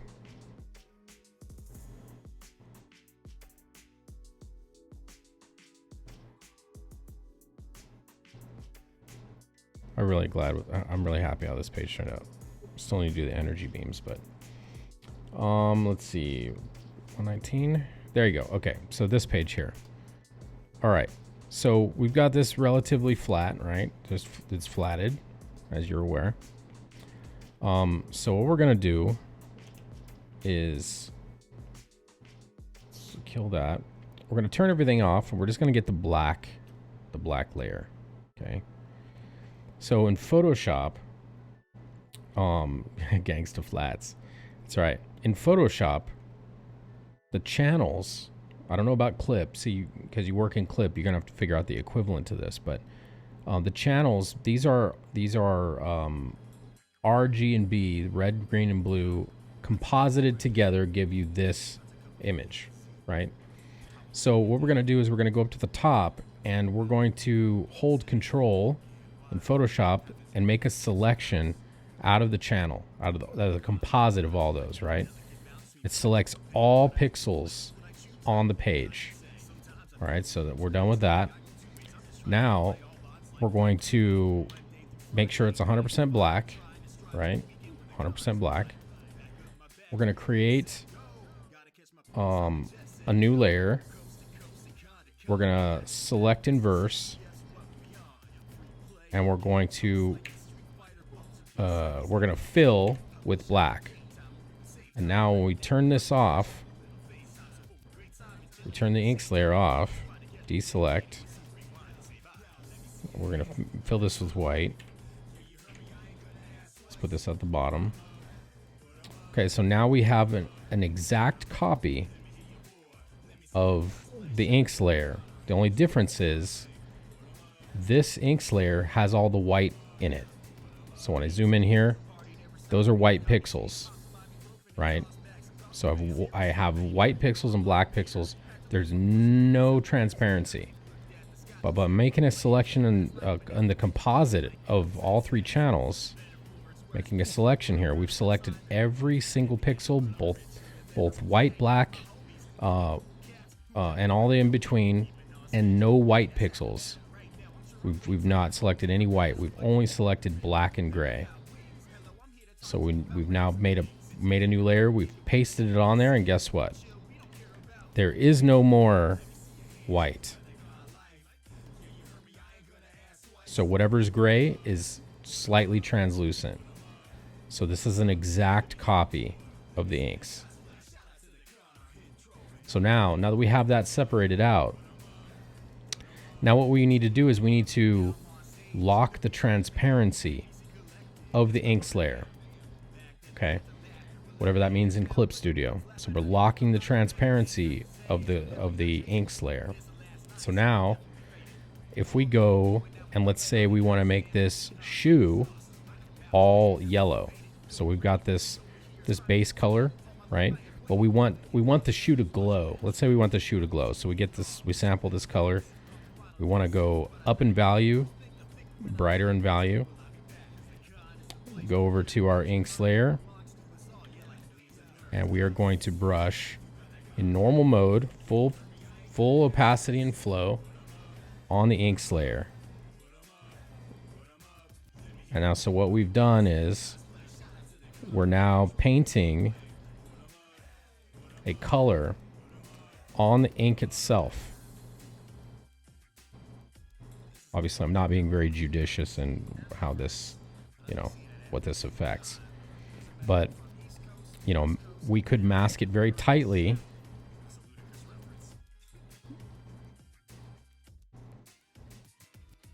And then say whatever we didn't want to be this yellow color, we would just repaint it as black. So let's say we're going to leave this so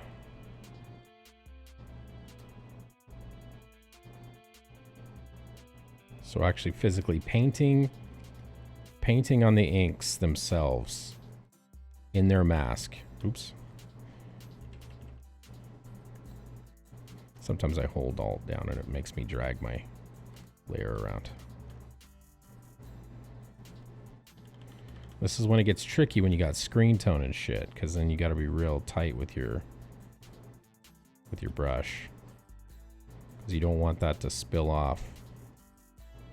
But you don't want any you don't want a dark halo either. You want to make sure you're going all the way to all the pixels that should be receiving this color. You could also, since it is transparency locked, you can make a lasso selection instead of painting all this little stuff.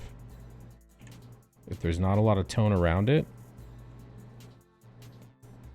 and you could just fill. And since it's transparency locked, you're not going to paint outside that. So that's how you do a color hold. Oh, actually, I filled with the wrong color. There we go. There. So that's how you do a color hold in Photoshop. So you make a selection on the composite layer of your channels. You create a new layer, you fill it with black, and then you lock its transparency, and then you go in and you colorize the lines. So if we were to turn this off,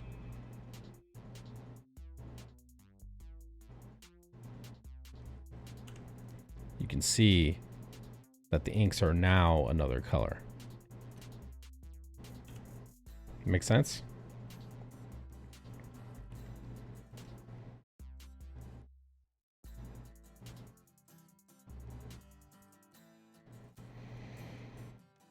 I'm gonna go with yeah. Gotcha. Copy paste, convert opacity, transparency lock is how you can do that in Clip. Okay. There you go.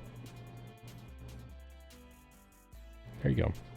So that's how you do color holds. So two different ways. You either physically put a layer on top of the inks, which basically makes them turn colors, or you actually go in and you paint lines. Painting the lines is better because it's tighter. But for me, I'm doing some global shifting. So I need big zones to be, splattered back. Turning magic to science, pretty crazy, right? Heck yeah, man. Heck yeah.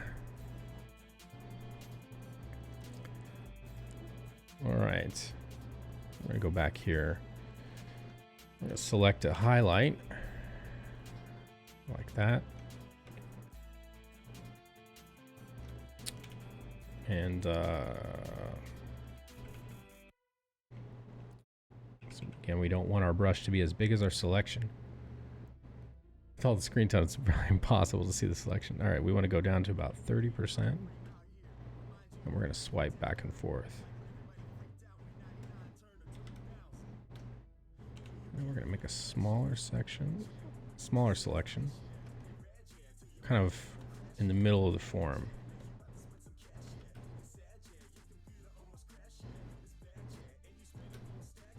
Another highlight right there.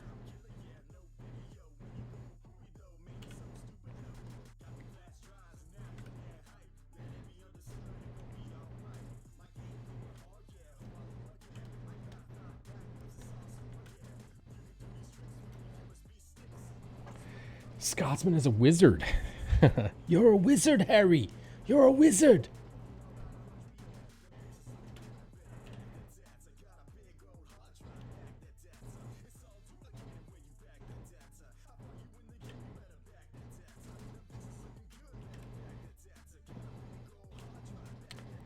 Get a little ambient, or not ambient occlusion, specular highlight right there.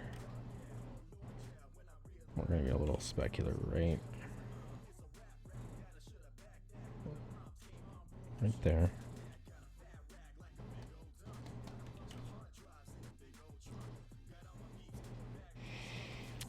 Is Procreate better than Clip Studio, or is it case use? I would say, I mean, it really, like, yeah, it depends on what you're using it for. I love Procreate. I can't really speak about Clip Studio because I'm a ignoramus when it comes to it. I've never used it in any meaningful way. So, you know, can I say that it's better? I can tell you that it's a whole different language, a whole different way of thinking, you know? Like, I saw the interface and was like, fuck, I don't know what. Because I'm so steeped in Adobe programs. I've literally been using Adobe programs my entire design career. So seeing a different UI, something communicating different features and stuff, I was fucking lost. Just, you know, and I'm pretty good at figuring programs out. And so it's not really fair. I didn't really give it a good solid, you know, go, you know, because I don't really have a lot of time to break down and learn new programs right now. But, you know, I didn't really give it a fair shake. But I was pretty lost, you know. But again, it was only minutes that I played with it. So, but see, the thing is, people who use Clip fucking love Clip Studio. So, but as far as I'm concerned, Procreate is the greatest program for the price that's ever existed. And I don't say that lightly. I say that completely with 100% honesty.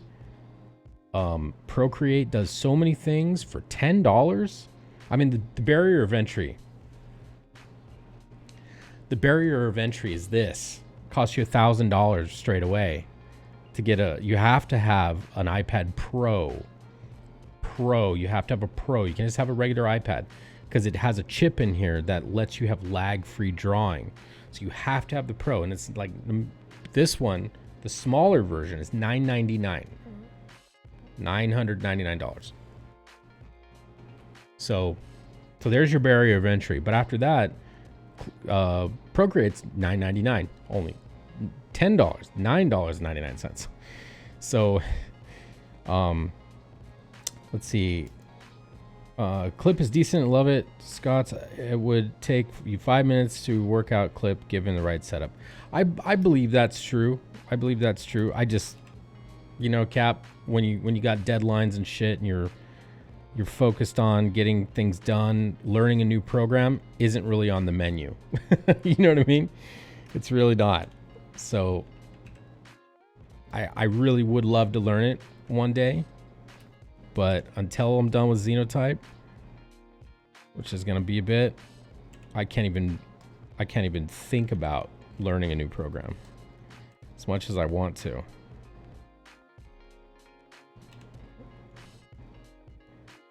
So we got the pectoral minor, put a little highlight on that.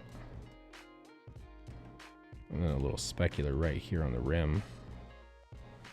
Clip you can buy for $40 for a lifetime. You just need a half decent computer. Yeah. Well, I'm running an Alienware desktop PC gaming rig, so I've got a good computer. Got a good computer.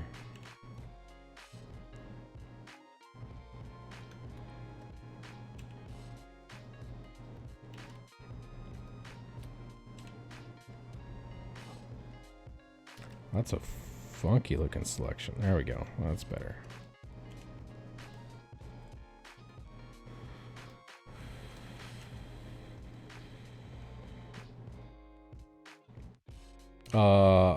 I run a secondhand. Oh, you run a secondhand.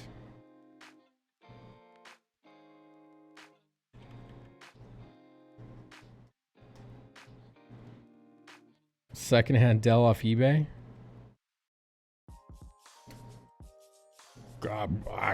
I couldn't possibly, sir. I couldn't possibly do such a thing as putting my artwork on a machine that's secondhand. Well, if it works for you, brother. If it works for you, fuck yeah, dude. You've unlocked the secret sauce there, brother. And an enormous mixer. I mean, fuck, I keep switching my color from black to white and from white to black. There we go.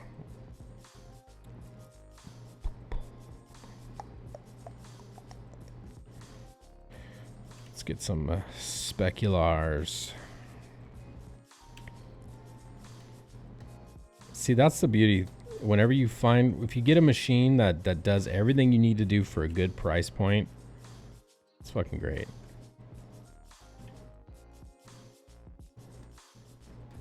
I'm about due for a new computer too.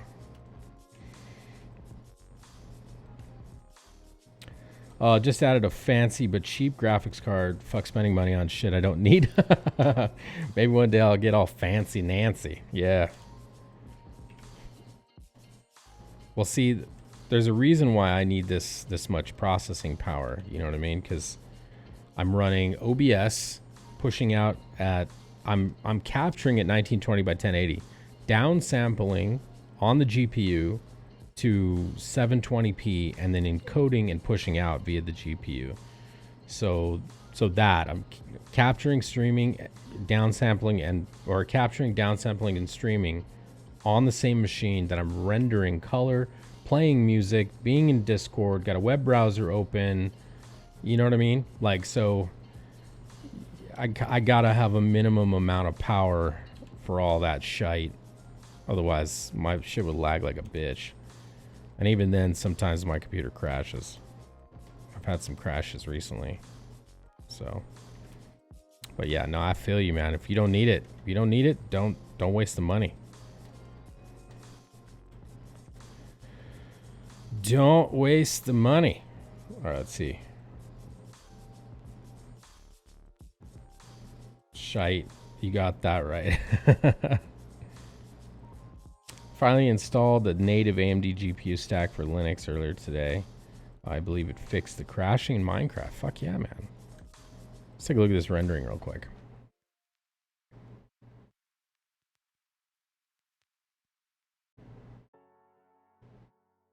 Okay. All right, let's do this face.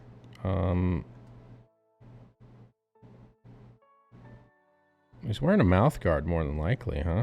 So that should be... This could be a different color.